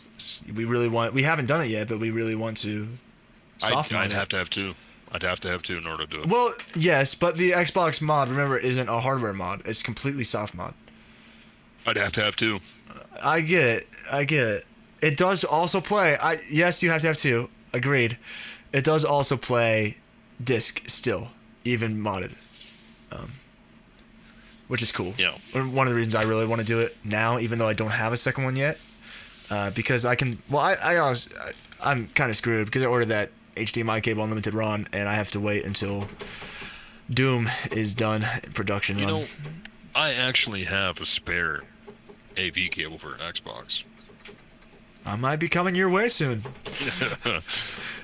I actually have I ordered my second GameCube, and the guy sent me a universal cable. Oh. So it has all the inputs and goes into a 3-prong RCA. Yeah. Cool. What a genius idea. Yeah, dude. What do you think? Just a quick thing. What do you think about like the third-party modern updates, like the Hyperkin cables and Sure. stuff like that? Like, what do you think about those kind of external mods that make it easier and more compatible for old hardware to mate with new hardware? I absolutely love the Eon 64. Hang on. Yeah. Do you think? Well, like I just ordered. I'm right here. Yeah. Okay. I will accept checks. I am desperately in love with you guys' GCHD. Every time I play the GameCube, I play it on a modern Vizio, and there's nothing like plug and play, getting full 1080i, 720p, 480i. It's just gorgeous. There's no other way that I'd rather play now. A GameCube. Anything else, I use a CRT. I'm not a monster. Hey, man, I don't have a CRT, okay? No, Hyperkin cables are great too. I'm using one with a PS2. Okay. I have one for the 64. I have used it. I'm not sure how I feel about that one yet, but okay. I do believe that Hyperkin cables are good for a budget way to play on an HD TV. Yeah. I have... But seriously, send me a check. I have 3 upscalers, 2 RCA and 1 composite are upscalers, and I got tired of buying every time I wanted to update buying a new upscaler, so I was like, well, I'm gonna buy one for each console individually now, I think. So I ordered one for my Xbox because I don't have AV cables for it anyway, and then I ordered one. I have one now, actually, about a while ago, for my Genesis, and I enjoy it, man. Like it makes it's S-video to HDMI, you know, like it's... I had forgot about the Genesis. That is a good cable, too. I have that one. Yeah, it's fine. Like, I don't have any issues with it. I don't notice any, what is it, the edging of it or anything like that. There seems to be no input lag, either. If it is, it's very, very minuscule. I haven't noticed it, but I also am not a professional gamer. I as far as, like, being able to notice input lag I think you can at that speedrun scale. At that scale, yeah, probably. Even though it'd probably still be better to speedrun with like an RCA splitter, like just and to a CRT, and then take that RCA splitter to a capture card, so that you had a CRT and you were getting literally no input lag. Yeah. But I don't know that you are getting. I mean, it's got to be a couple milliseconds, right? Like a millisecond or two, at least. Maybe not. I guess that depends on the refresh rate, right? For a Genesis, it's probably fine.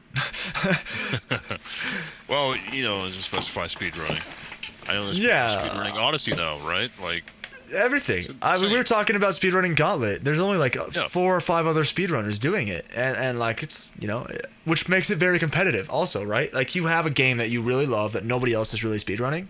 Jump in, man, and like at least try to learn. I mean, if you're interested, obviously don't push yourself to do something you don't want to do. But if you're interested in that like style of gaming, yeah, man, like that's totally cool because there are so many people out there doing that kind of stuff. There's only 6 people doing it. You could be the 7th. You could be the 7th. Look, you could be a top 10. 7th place is worse than last, even if 7th place is last place. You can be top 10. Just think about that. Yeah, you could be top 10. You know, if you're lucky, you might even get ladies. top 5. Hey, ladies. I'm top 10 in speedrunning. I'm the top 10 speedrunning Gauntlet, man. You have no idea how hard that is. No idea how hard that was. Yeah, no, I don't think that's gonna work for any of us. But good thing we're nerds anyway, and so it doesn't matter. But you know, yeah, man, it's pretty much that. I was just curious on your thoughts on that Hyperkin cable because I'm thinking about upgrading all my consoles to them eventually. Yeah, I actually. It's kind of funny you mention it. I actually just ordered off Amazon. Not sponsored, but send me the check. Amazon sponsor? Yeah, these splitters essentially 5.7 volts for USB, so I can have all these Hyperkins plugged in when I go to set up my retro TV stand over there. Yeah, totally. For mine, obviously. I have let's see, it's 1, 2, 3, a 10 USB switch, a hub, a 10 USB hub. That I have plugged in over on my retro wall over here, so that I can plug all of the splitters or the upscalers and my HDMI splitter and audio splitter. I can plug all that in, and as well as a couple of the lights over here require USB power. So like, and I still have space. That's right. You know? You did all the LEDs. That's right. Of course you'd have that. Yeah, you know, it made it real easy. That might be something I have to do too. My collection. Yeah. It'd be nice to light it up and showcase a little bit more. I'm not ready to show this off. I actually want to do a video on cable management because it is my job, technically. I do get paid to do it, and this is a mess and it needs to be cable managed. So I thought it'd be a good thing to go over and like talk on how hard it is to make look good, and that you can probably do it too because you can. It just is going to take you 6 or 8 hours, but you know, it depends on your mess because my mess is overdone, over the top. Audio, video games, all mixed into one. You over definitely have more than the average person there. And which is why I want to make the video, because if I can make this look tight, then you can make your PC and your 2 monitors look fantastic. People have 2 monitors? Yeah, to believe it or not everyone has 2 computers, 4 monitors, TV or 2, and every game console known to man, as well as a record player and a drum set and 5 guitars and yeah. No, I think we need a company like Geico to call and say we can save you money on your electric bill by switching to us because I could use a discount. I was thinking about this, dude. My fish tanks, in the winter, those are expensive to heat, bro. Yeah, I can imagine. On top of, if you're not heating the room, heating the tanks themselves can be expensive. Then on top of my 2070, when I'm pushing that thing, draws, as well as my i9. When I'm pushing both of them together, that's drawing some power. A couple 100 watts at least, you know. And I don't push it all the time though, to be fair. And I'm not mining or anything, although I've thought about it recently, doing some mining. So but I don't know if it would be worth it yet. I don't think I could afford it. And yeah, I don't know. There's just a bunch of I wish there was a way for me to save on that, because as much as I would love to just have everything on all the time, it is ridiculously expensive, especially here in California, man. Insane. Yeah, I don't know that aspect of it. I think the cost of living's a lot more there than it ever will be here, and that's fine by me. Yeah, right. Yeah, I mean, my water bill alone is insane, bro. And I don't even use, like, I know I have 3 fish tanks, and one of them's 130 gallons, but I don't change water in them. I just refill them.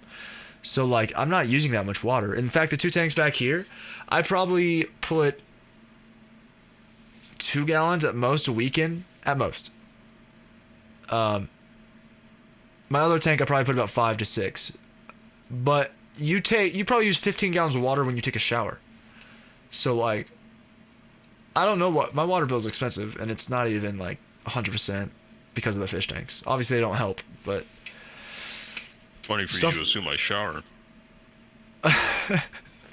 You are an insomniac gamer who has his own gaming room he could just spend all the time in the world in if he needed to. So, I guess you don't really need to shower if you don't want to.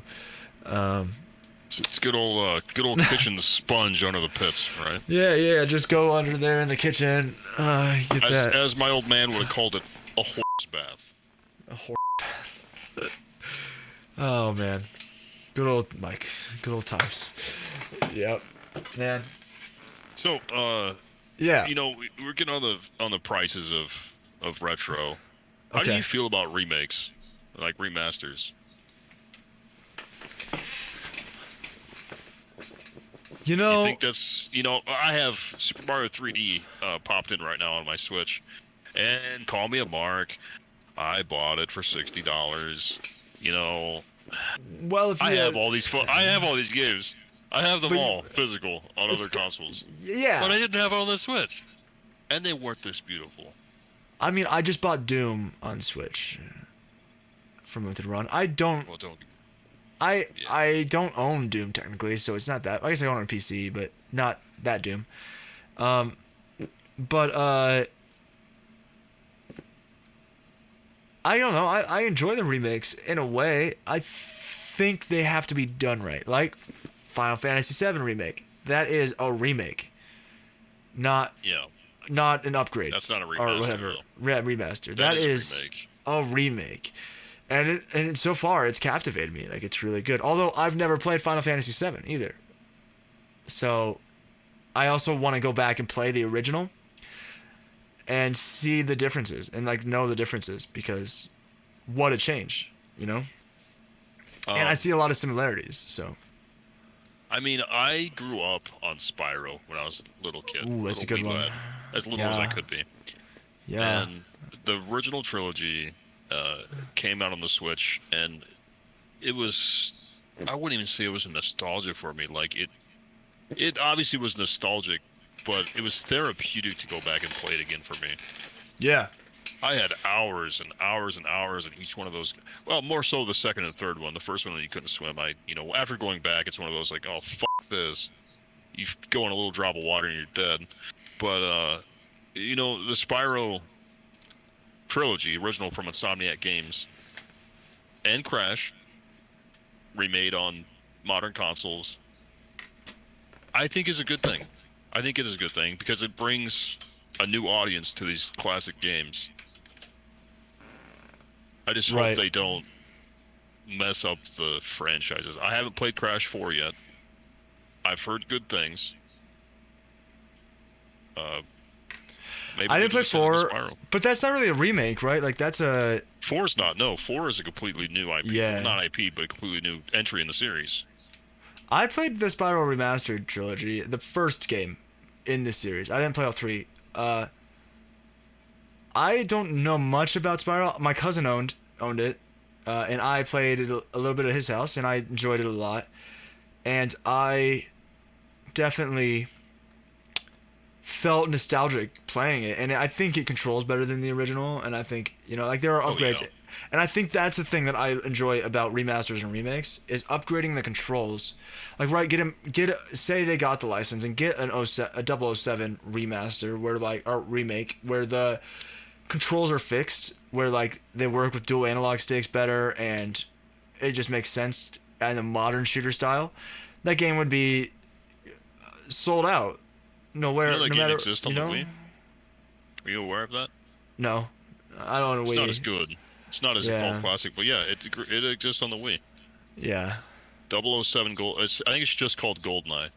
Yeah, I think I might have seen the case. Keep your eyes out for it. I think I might have seen the case. Yeah.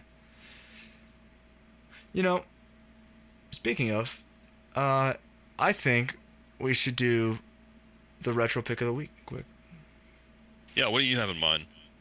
Well, it's not too retro, but I did just go out and yesterday to Goodwill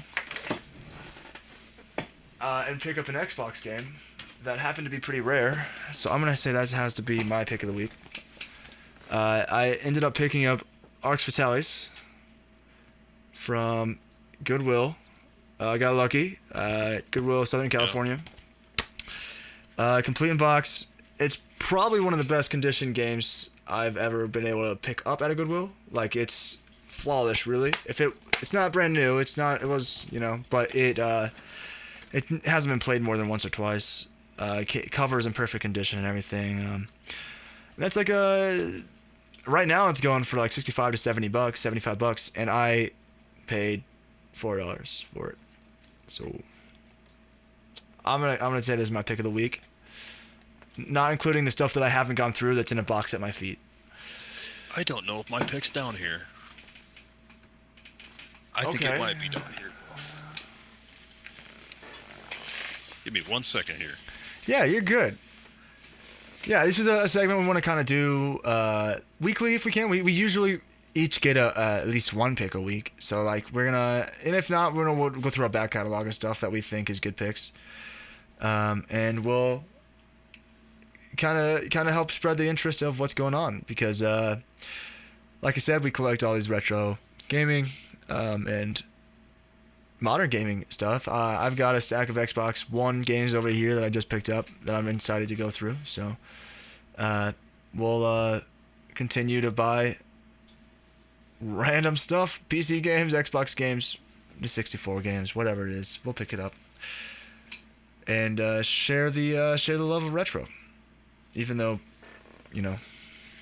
we're not so retro ourselves. What have I got? Should be right there. Yeah. There it is. Okay. Sorry, I'm in my other game room. Yeah, no, you're good. You're good. We're just we're just keeping it going, man. It's cool. We'll get back to this other topic too. Why in the after we go through this pick of the week. This is going to be my pick of the week and pick of the month at that. Yeah. Until the end of the month, I do want to sit down and play this on stream. Oh, Pokemon Snap, bro.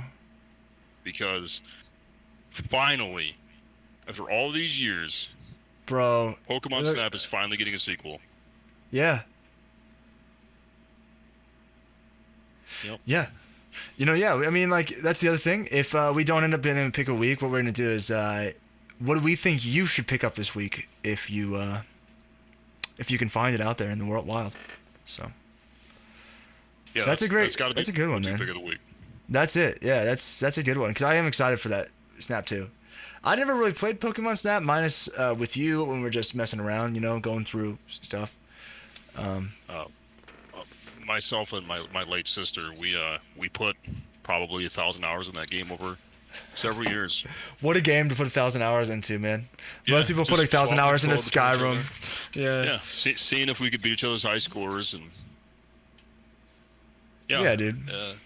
And it's so bizarre to me that they didn't make a sequel for the Wii U where you actually had the camera in your hands. But I'm glad they're Yeah, I doing the don't know. Switch. And there's a new trailer that just came out yesterday for it, and you actually use I the didn't see it. gyro and the Switch to control the camera. And Oh, nice, man. That's cool. Yeah. I think it It's should be like, good. yeah, I'm gonna be excited for that. I'm gonna pick that one up. Again, I release like it physical. I'm sure Yeah, there'll be get a it physical physical. release. Oh. There'll be a physical release of that one. Yeah, and we're gonna encourage all of our viewers to buy physical for selfish reasons because we want them to keep making physical. But please buy physical. Also, if you ever find yourself needing case covers, you can get these. They're like old Blockbuster cases, and they're pretty cheap. You can get them for like $1 a piece, or in bulk online, Yeah. and then just print your own artwork on them, and you don't have to worry about dust. Yeah, it's a great idea. I need to do that to a lot of mine. Most of my cartridges are loose. I do that to the ones I give a shit about. Yeah. Honestly, I care about all of them, but these are the ones that I'm gonna want to play again in 30 years. Yeah, cleaning yeah. them. They're never You know, gonna go scrubbing them away. for an hour. Yeah. Yeah, totally. Yeah. Yeah, man. You know, I think we should move on here to how we believe streaming and YouTube has changed over the years. Not just in gaming content, but really just content we enjoy. Because like we kind of want to be more, not just gaming focused, we do want to talk a little bit about entertainment in general. I know we talked a little about Disney earlier, so YouTube has been a platform for us for a long time, since we were in high school, you know. We probably did nothing but watch YouTube, really. Yeah, we really got to see YouTube come up. Yeah, we did, really. We got to see the rise of YouTube. And the things that came with that, right? The side effects of that.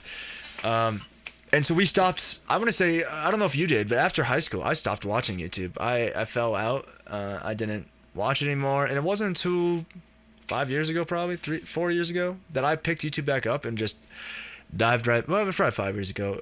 You know, I really never stopped watching Corridor Crew and stuff like that too, but I really want to know how their content has been affected over the years, in your opinion on that, and where you think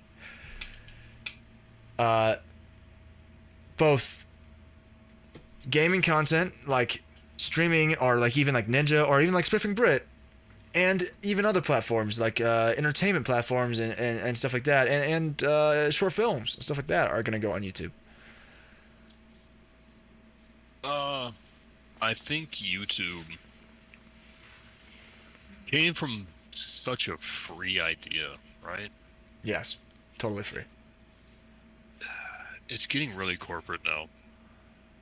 Not that it's necessarily a bad thing.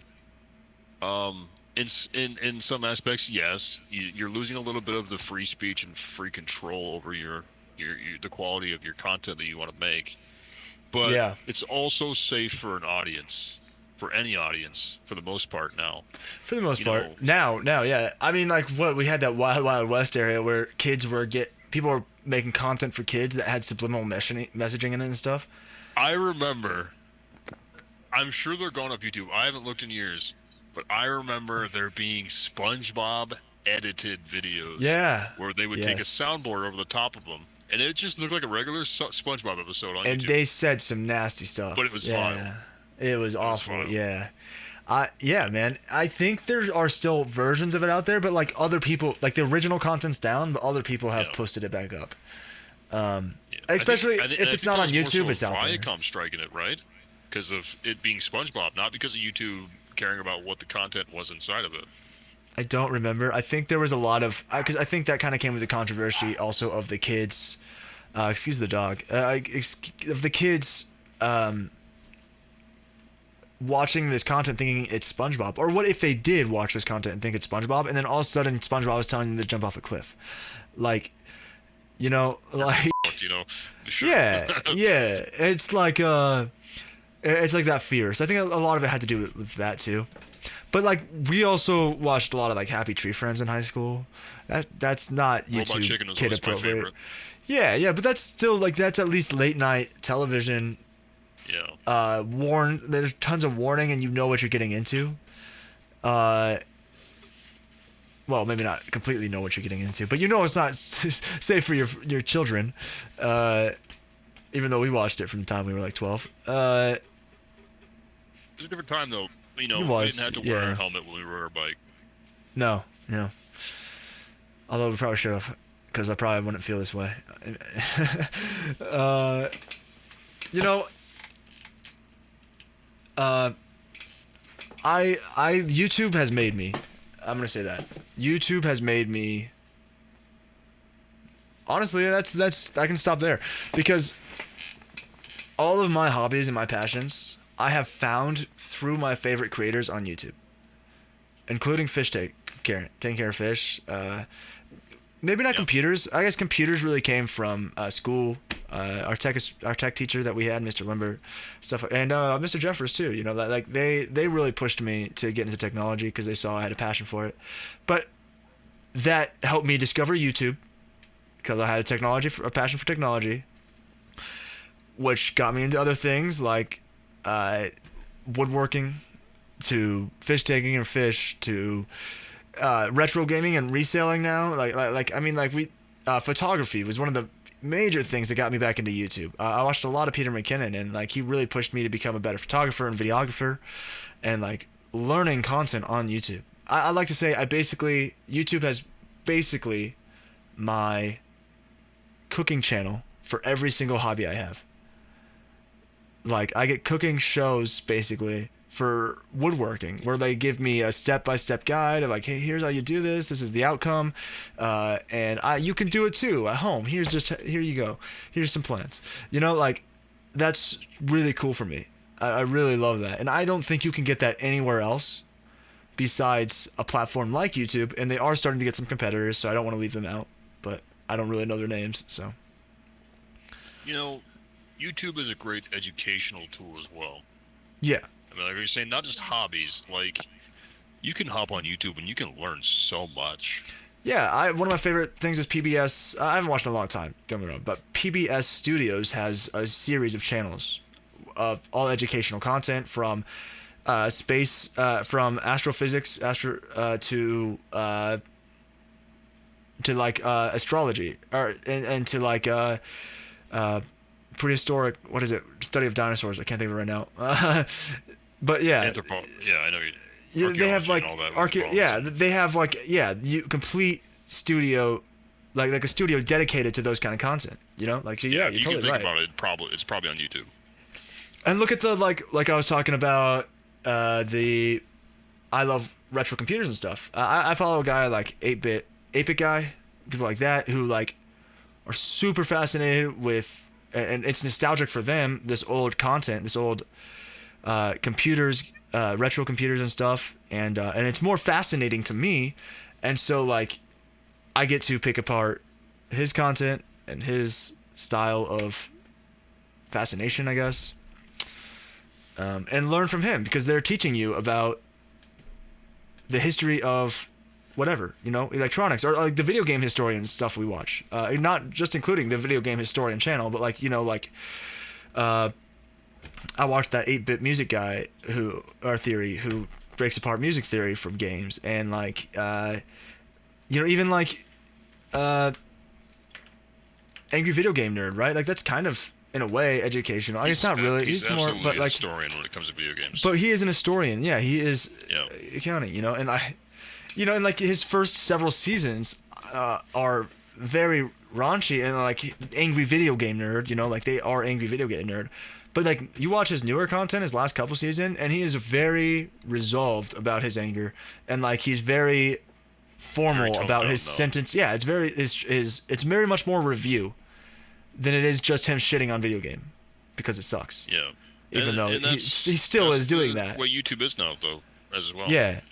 So what about, to you, the change between short-term content that YouTube used to be of anywhere from 5 seconds to a minute and a half or 5 minutes to now it's like 15 minutes at least usually. If not, I watch a lot of half an hour, 45-minute to 2-hour content. Yeah, more so before they just changed their terms of service. most recently. I used to enjoy watching like JRE, the Joe Rogan Yeah. podcast. Joe Rogan Experience. Let me give the man the respect that he deserves. Yeah. I did a lot. You know, Yeah. I always liked watching those with people that I recognized, and even some that I didn't. You know, I could sit down and listen to an astrophysicist talking about, you know, Or an expert on some health field or whatever it is. You know, Yeah. like it was interesting.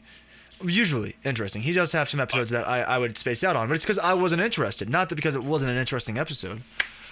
you know, I always had the guilty pleasure of like clicking on Bill Burr or Alex Jones if I wanted to laugh. You know what I mean? Like, Yeah, and now you have to go to Spotify and find that actually. And YouTube's missing out because they're not getting my traffic now Yeah. for those. No. Not really. And it sucks, but like, you know, it Would you is say that? media. Would you say that YouTube had a monopoly? Google had a monopoly with YouTube when they bought it. Would you say that at one point? Again, legally, no. But as far as the general public goes, yeah. I just got a great idea. Okay. All right. So hear me out here. I'm listening. You could put any content you want on any other tube site. Unrestricted. Yeah. Full-length stream recordings. Yep. Say anything you want. Surely, yeah. I hope they don't mind. I'm sure they wouldn't. Yeah. Yeah. I'm sure people are doing this, by the way. It's just not on the probably front are. page. It's just not on They the front probably page because Yeah. it's not what those sites are meant for. Do some research. Go ahead. But Go Google in Fortnite highlights or something and see if it pops up. Now, I'm not saying for you to do it. I'm, you know, yeah. Don't do it.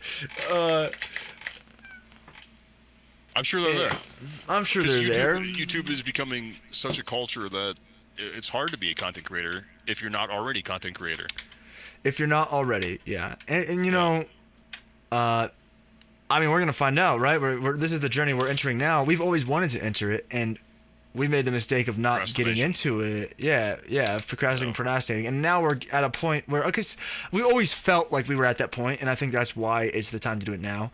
Of where like, oh, it's too late. The YouTubers that are big are the YouTubers that are gonna be big. But we watch new. I find new channels all the time. Who was that guy we just found who does he collects Teenage Mutant Ninja Turtles? Yeah, he's gonna be big. He's only I can't got remember his like name, but he's 7,000, big. I think like 7,000 subscribers or something. He just popped up randomly on my timeline or my I think recommended. it's like 3,000, dude. I think it was like 7,000 watch or something like that, like 3,000 subscribers. Yeah, but he's gonna grow overnight, dude. He's got like awesome series. He's releasing 2 videos a week. He's got Great a production good value. production value. Yeah, it's not like it's YouTube production value, like do it yourself YouTube production value, but it's still good. You know, like it's gonna be better than what you're about to see on this one. You know, Yeah, but the important fix thing this. is he's informed too. He is. He knows what he's talking about. He's done the research. He's got the collection that he knows about. He also knows other collectors, and stuff like that. So, yeah, man. I wish. I wish that more people would get into it that believed in themselves, but at the same time, like, I'm not trying to encourage people to do something that is going to stress them out, because I know how hard YouTube is too, and I've always wanted to do it. We've always wanted to do it. In fact, we used to try to do short films. Again, sorry about the dog. Again, we try to do short films about. We tried to choreograph fight scenes. We tried to do some special effects stuff in high school, and like we always procrastinated on getting that content to YouTube. It was fun. It was super fun, and like we always loved it, and so like that's kind of why we're in this journey together now too, because like we want to push each other to actually do this, because we obviously weren't doing it on our own. We kept pushing it off and stuff, and there's a chance that you can make it if you are dedicated. You continue doing it, and you keep pushing. You can turn into the next 8-bit guy, or the next collector that's featuring. Or the next computer guy who's getting them sent free NVIDIA stuff because they want you to review their hardware, you know? but you have to have that passion, and you have to prove that, and you have to have that dedication, and you have to prove that. You have to have the viewership, and you have to prove that, and you have to build that over time, which takes time, which is stressful and hard work, and you have to love what you're doing in order to do that. I believe we do, so I'm excited to continue on this path and everything, but I also love seeing other people do it too, so. Yeah, you gotta appreciate other people's success in order to have success on your own. You can't Yeah. be one of those that are sitting and dwelling on things that you could have been, you know. Which is what I'm tired of doing. Yeah, I'm totally tired of doing that. I watched Corridor Digital and Corridor Crew from the time I was a sophomore. You know, like, I've watched them grow from literally really crappy well, okay, they were really great video FX, but compared to what they're doing now, pretty low budget VFX shots made on pretty budget computers to now like releasing seriously masterful content and very entertaining content. And then now they have their own website and their own streaming, their own like Netflix style streaming platform for all of their videos, with which they're starting to release like individual content for, and you know, like that trajectory. Or like look at Linus Tech Tips even. Like I know his trajectory is insane, but like he started out as an employee for another YouTube channel, and then created Linus Tech Tips, and then created Linus Media Group, who had like several parent channels, or was a parent to several channels, and now he's got a ridiculous organization that works with companies like to get gamers graphics cards, because it's tough to get gamers graphics card now. Like he's making movements, you know, and I would love to be part of that kind of stuff and push that. And yeah, I think that'd be really cool. Yeah. Anyway,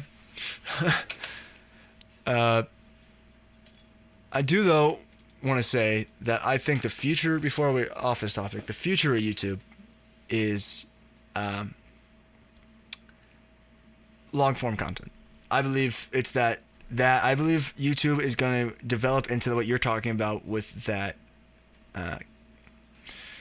kind of network, yeah, style, where like we're like the YouTube channels you're following are more like networks with like Linus Media Group, with an organization of channels underneath it, like Tech Quickie or Linus Tech Tips, that is being distributed to you through Linus Media Groups, versus, you know, whoever else over here who's got 7 channels that they're parenting, and you'll watch, and you know, like that kind of thing. I think we're going to turn into that. I think it's starting to turn into that, at least.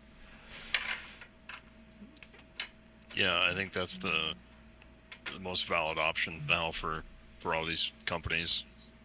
They have to band together, because nobody's going to want to pay $4.99 a month 15 times. Like they're going to want to pay $15.99 for, you know, multiple of them, and still get the bonus content. Yeah. I mean, like Patreon model is great.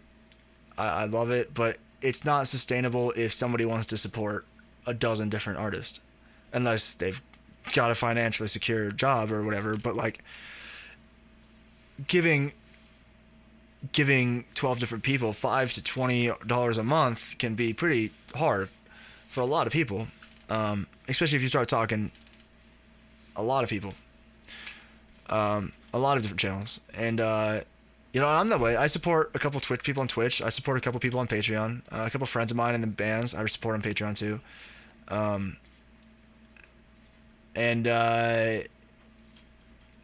Yeah, it's pretty. It is a way to get money directly to the creator, which is great. But from the general public, I don't know that model works better than a subscription fee, where like you pay Netflix so much a month, and then they distribute that money throughout their clientele that is on their site. Well, I think, doesn't Netflix, they contract things out? Yeah, they pay up front, and then kind of like Microsoft is for Game Pass. Yeah, and that's why stuff disappears after a year or whatever. Because you know, that's Netflix does have really good first-party content. I think that's why they're ahead. Disney too, obviously. Disney Plus. Now they do, yeah. But I think that's why Netflix has always been ahead of Hulu, and that's why Hulu had to do the live TV. Yeah, You if know, Netflix was doing live TV, Hulu would be screwed. oh yeah, fucking Hulu would be done for. If they got the contracts Hulu had, and if you had the option between going between Netflix and Hulu, nobody in their right mind would go through Hulu. No. No, unless you had some specific Hulu content. Like, they do have pretty good... the show released yesterday, now it's on Hulu today. Yeah. When it comes to, like, cable content. Sometimes it's even only like 8 hours. Or you can still watch it the same night. Yeah, that's ridiculous. Yeah, I think that's where it's going, and I don't think that's a problem. Yeah, I don't think that's a problem either. So I think nobody's gonna want cable. Most people don't even have cable anymore, so it's gonna have to really move there. If I had to say if there was one company that's gonna stand out above the rest, I bet Amazon makes a play for it. Wouldn't you? Well, Amazon Prime Video hasn't really done that well, has it? Numbers, I'm not sure, but I know they have good original content. I know there is good original content on there. There is good, yeah. Who's the one that is it Disney Plus is the one with HBO? Are they the one partnering? Because they're partnering with Hulu as well, so they're already starting it. Hulu I don't know, because HBO Now is its own thing too. Yeah, but if you buy Hulu at a certain package, you get the rest of them all, free or 50% off. So they're already starting it. Apple TV does a lot of like you can add a channel. Like, say like you really want A&E, you can add that channel for a monthly subscription of like whatever it is for that channel. They're all different, anywhere from like $3 to $5 or $7 or something like that, 10, 15, right. Depending on the channel. Because like there's Showtime on there and HBO, Cinemax, stuff like that. I don't know that YouTube would ever do that, but they will lock extra content behind doors. I think you'll still be able to access the main content, but it'll be like the behind the scenes stuff you got to pay $5 for. Is it the same as the YouTube Red that they were trying to do a couple years ago? That's YouTube Premium. That is Premium? That is what Premium is now, yeah. Okay. And I was really upset with myself because YouTube Red was $5 and I was grandfathered in at $5. And then I unsubscribed because I couldn't afford it one time, and I went to resubscribe at $5 and realized that they moved it up to $15. Yeah, that's kicking the shorts, isn't it? Oh man, I was grandfathered in at $5. I was like, oh. Yeah. But Yeah, that's kicking the shorts. Yeah, a little bit, man. All right. I believe it is time to move on to the next topic. We do have a few left. Let's see what we got here. Now, do you want to cover... Let's see. I'll give a couple options. We can cover Nintendo's current state. Let's see where they're going as well. Or we could talk about what it's like to expand your hobbies, if it's a good move or a bad move. And then I think that's about all we have for this week after that. I mean, I kind of already touched on Nintendo a little bit. We can go back in there very slightly. I think the Nintendo Switch Online is good, step in the right direction. The fact that they're actually using the money to upgrade their servers now is better. Okay. I had seen that there was still code for Windows 98 on their servers. Yeah, you told me that. That's insane. That doesn't make much sense, right? How? Talk about recycling, man. They're the ultimate recyclers. I mean, if it's running smoothly, why change it? Yeah, it wasn't, though. Yeah, no, it wasn't. Trying to play Smash online back when it first launched without a network adapter was impossible. Yeah. I don't know. I don't understand how people play Splatoon tournaments. That's just bizarre to me that they did it all. Nintendo, they're kind of getting stagnant. They're getting comfortable a little bit with their sales. I think making the other Switch, the Switch Lite, was a good move for them because it's a cheaper price point, and it's a little more portable. It's smaller. but they didn't fix the fucking thumbstick, the joysticks. Yeah. That was mistake number one. That is a mistake, especially when you can't remove the joysticks. You can't remove. You can't at all. The Joy-Cons. You can't. And if you want to replace the thing with one of your own from a different controller, you void the warranty. You're fucked. Yeah. And Nintendo's very strict about their warranties. Yeah, they're totally aware of what they're doing. You know, and whether they think it's the right move or not, you know, they obviously did it. So. First party games, they're doing pretty good on. They did a really good job this time with indie games. They're really putting a showcase on them, putting a spotlight on indie developers. Yeah. That's not what you used to see with Nintendo. They've been a lot better with that. There's also a lot of shovelware on it now, which is why they didn't want it before. That's why they sold only their cartridges. I mean, yeah, there's a crap ton of games that no one's ever that two people are gonna play on the Switch store. You know, and they're gonna play it because it was $2 or $1 when it went on sale. Right. You buy $2 for $2. You buy 2 games for $60. You get 200 points. These 200 points are equivalent to $2. You get it for free. Buy a NES looking game and you get a $2 game that fucking should never been on the damn thing. But in the first place, yeah. Okay, so like, where do you think they're gonna take this console? Or even where do you think they're gonna? Or do you think they're gonna come with a new console soon? Like maybe something that's less Switch-esque and more console-esque? I think Nintendo has to revise the Switch at least one more time. Okay. They're gonna do the whole 7-year thing. Pro, if you will. Yeah. The Switch doesn't need the power that the PS5 and the Xbox Series is that what they're calling it now? The Xbox 1080. Let's just the Xbox. Yeah. The Xbox Series X, RS. Yeah, I thought it was Series X. It's Series X or Series S. It doesn't need the power that those have. You know, Nintendo makes games for their hardware. Yeah. And they're the ones that know how to make games for their hardware. But you know what? Capcom did a hell of a job, and I'm going to be picking up Monster Hunter Rise next time I go to town. Yeah, I do want that one. When I can afford that, I'm going to grab that. I do want a physical copy on that one. Yeah. Yeah, and you know, that's coming from people who were interested but did not really play Monster Hunter World. I actually don't like Monster Hunter, but I'm going to try it again. I'm going to give it a shot. Yeah. Do you think they're... well, I mean, like I was going to say, though, as well, as they aren't changing their... Like, they still have the same developers working on these games that they've had since the 80s, like the 90s. You know, like these historical legendary game developers are still the people making these games. They're not even doing their remakes in-house anymore, man. Yeah. They're getting other companies to do their remakes for like the 3D All-Star Collection and a lot of the 3DSs like Ocarina of Time and Majora's Mask. They're completely other companies that made them.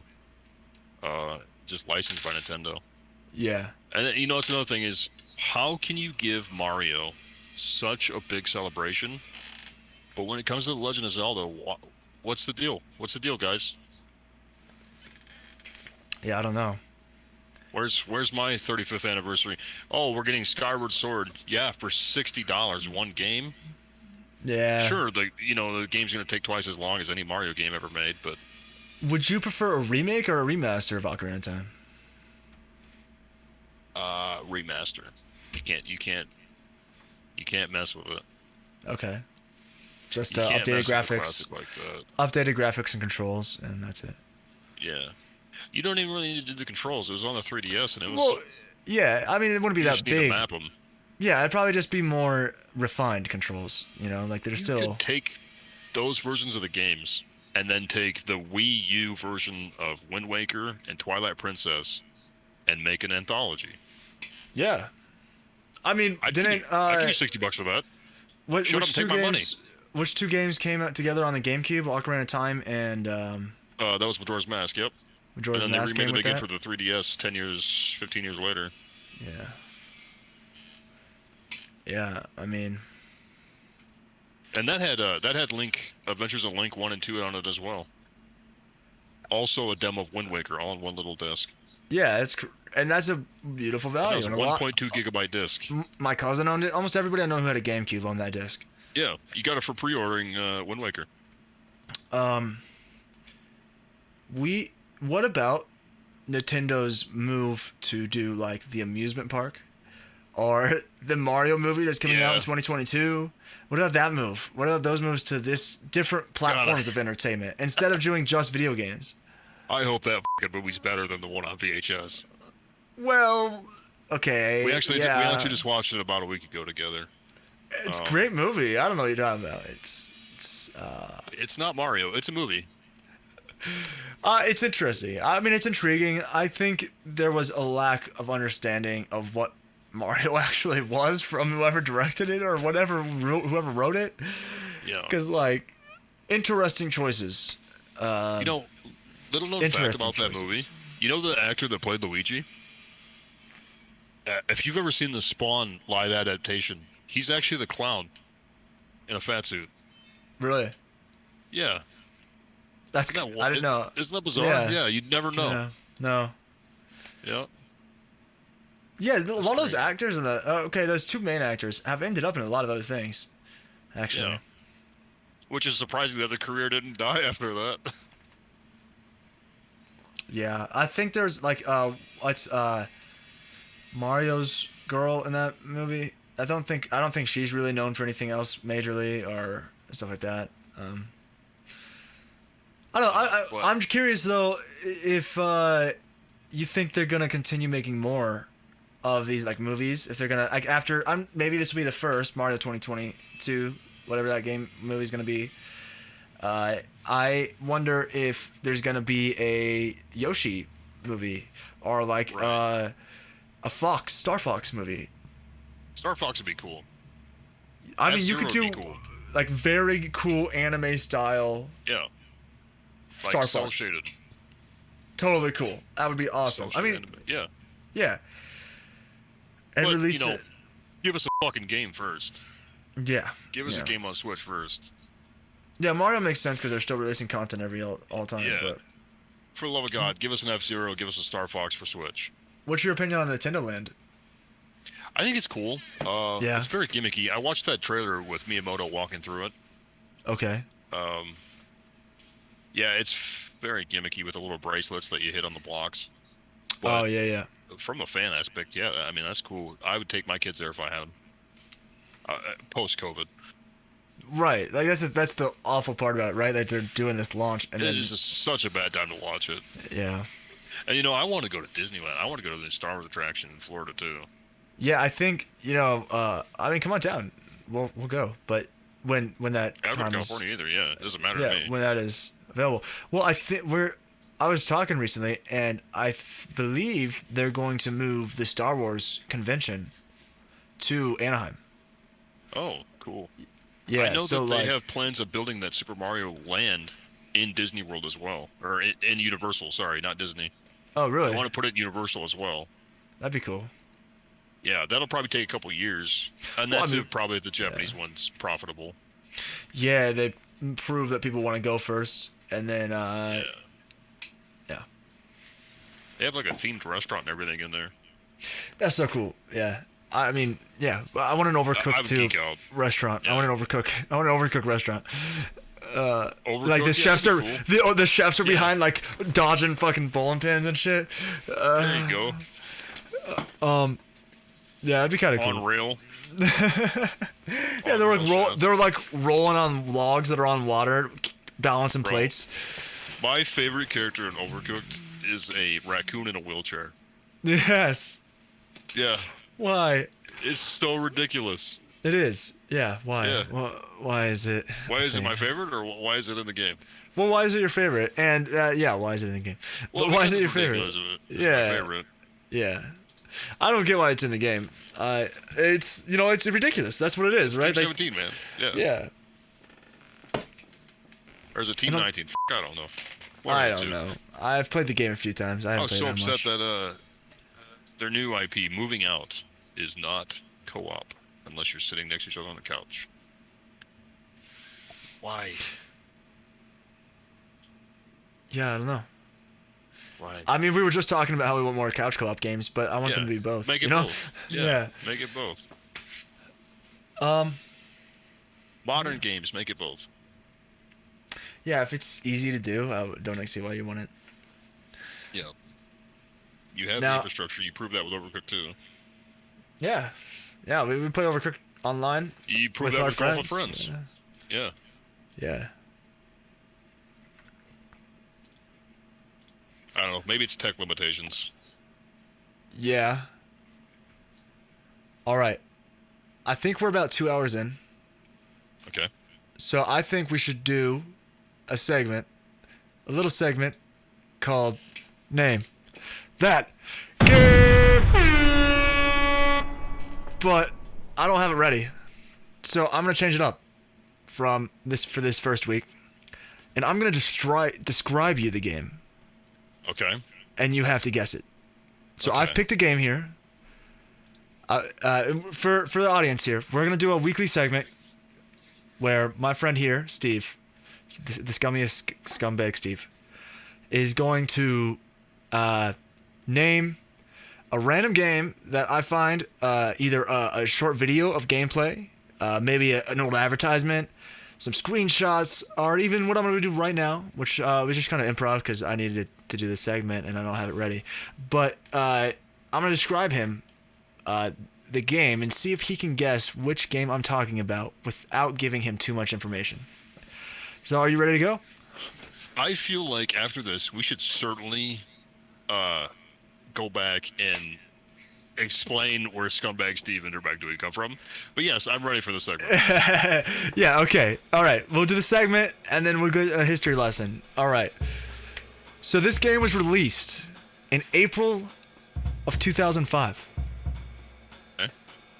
I do believe it was made for the PlayStation, but is also on the Xbox and the Xbox 360.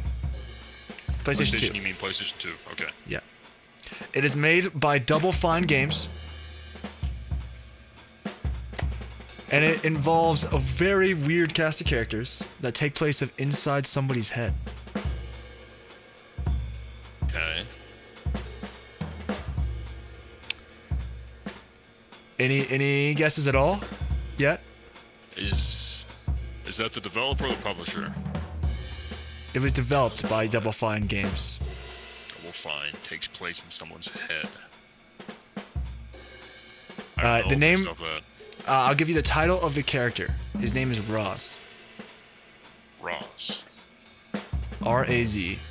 Roz. That does sound familiar. I believe you are running away from the circus in the game. I think he had me that I don't know. No? 2005, PS2, Xbox PC. It was on PC too. This is the main protagonist. It's a platforming game. Adventure platforming. You've got abilities like telekinesis. Yes, sir. Levitation. You are psychic. You have psychic abilities. You have it, sir. Yeah. Okay. Psychonauts. Okay. Psychonauts. I guess I didn't know the main protagonist's name. Oh, yeah. Why? Well, I mean, did you play that game even? I didn't think you had played it. Yeah, I actually have it on PS2. I haven't played it all the way through, but... Yeah, his name is Rasputin. Rasputin! Yeah. But Wonderful. Roz for short. Rasputin. A little history of the game. It came out in 2005, April 19th. It came out for several games. It's mostly single player.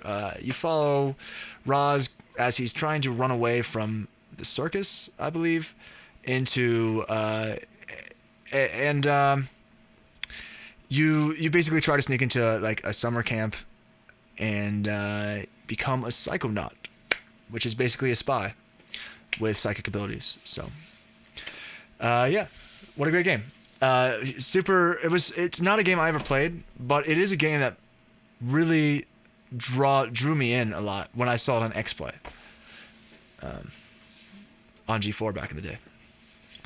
All right. Well, you got it. G4 back.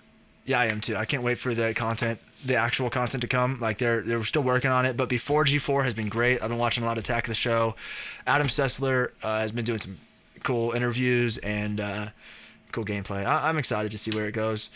I don't think they're gonna. I think it's just gonna be a media thing. I would be really cool though if like it started showing up on like Netflix and like. But right now it's just YouTube, and their website isn't up yet or anything. So. All right. Sir. So 1 for 1, Psychonauts. Psychonauts, 1 for 1. I was afraid of giving it to you, and it's why I was really trying to avoid the word psychic. Yeah. But I had it as you were you get to that point. As soon as you said telekinesis, I had to be one of two games. yeah, There was also a game, Psychops. You ever seen that or played that? It's on the GameCube as well. I think so. You're a super soldier that can use telekinesis, but you didn't say GameCube, so it had to have been Psycho. Yeah. Yeah. I actually chose Psychonauts because I thought it was on the GameCube. I was surprised to learn that it wasn't on the GameCube. Yeah. Yeah, sir. I'm gonna say that we have done an excellent job here, on our first episode of Skorne's Lair. We Yeah, I would say so too. talked about a lot. We got through most of our list here. Only left out some things, but that's okay. We've got more coming. We do want to continue to do this, hopefully weekly. We'll figure that out as we talk a little bit more after we get off this call here. And yeah, thank you guys for like tuning in and listening. We really appreciate if you want to help us out. If you're watching this on YouTube, comment below. If you're listening anywhere else, thank you so much for listening. Hopefully we have more content to come. We want to play video games on stream with some of our friends and guests as they come on with us.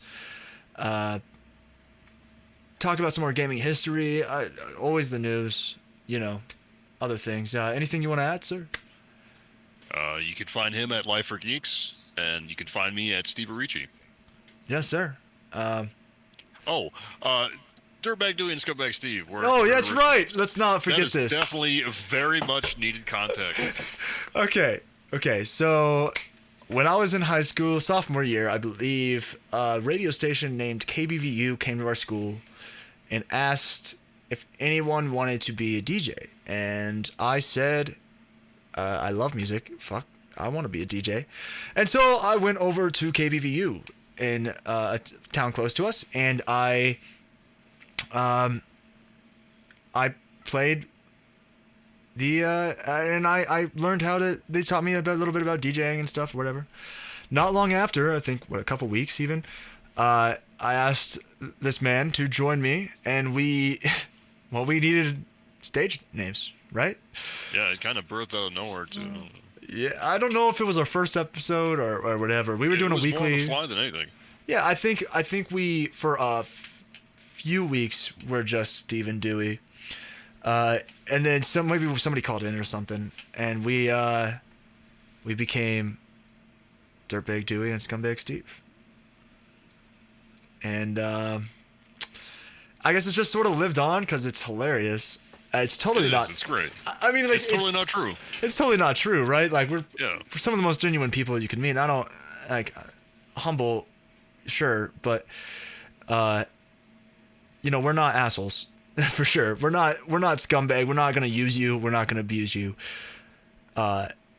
So we just find it kind of funny. So thank you very much for watching Scumbag Steve and Dirtbag Dewey present Skorne's Lair.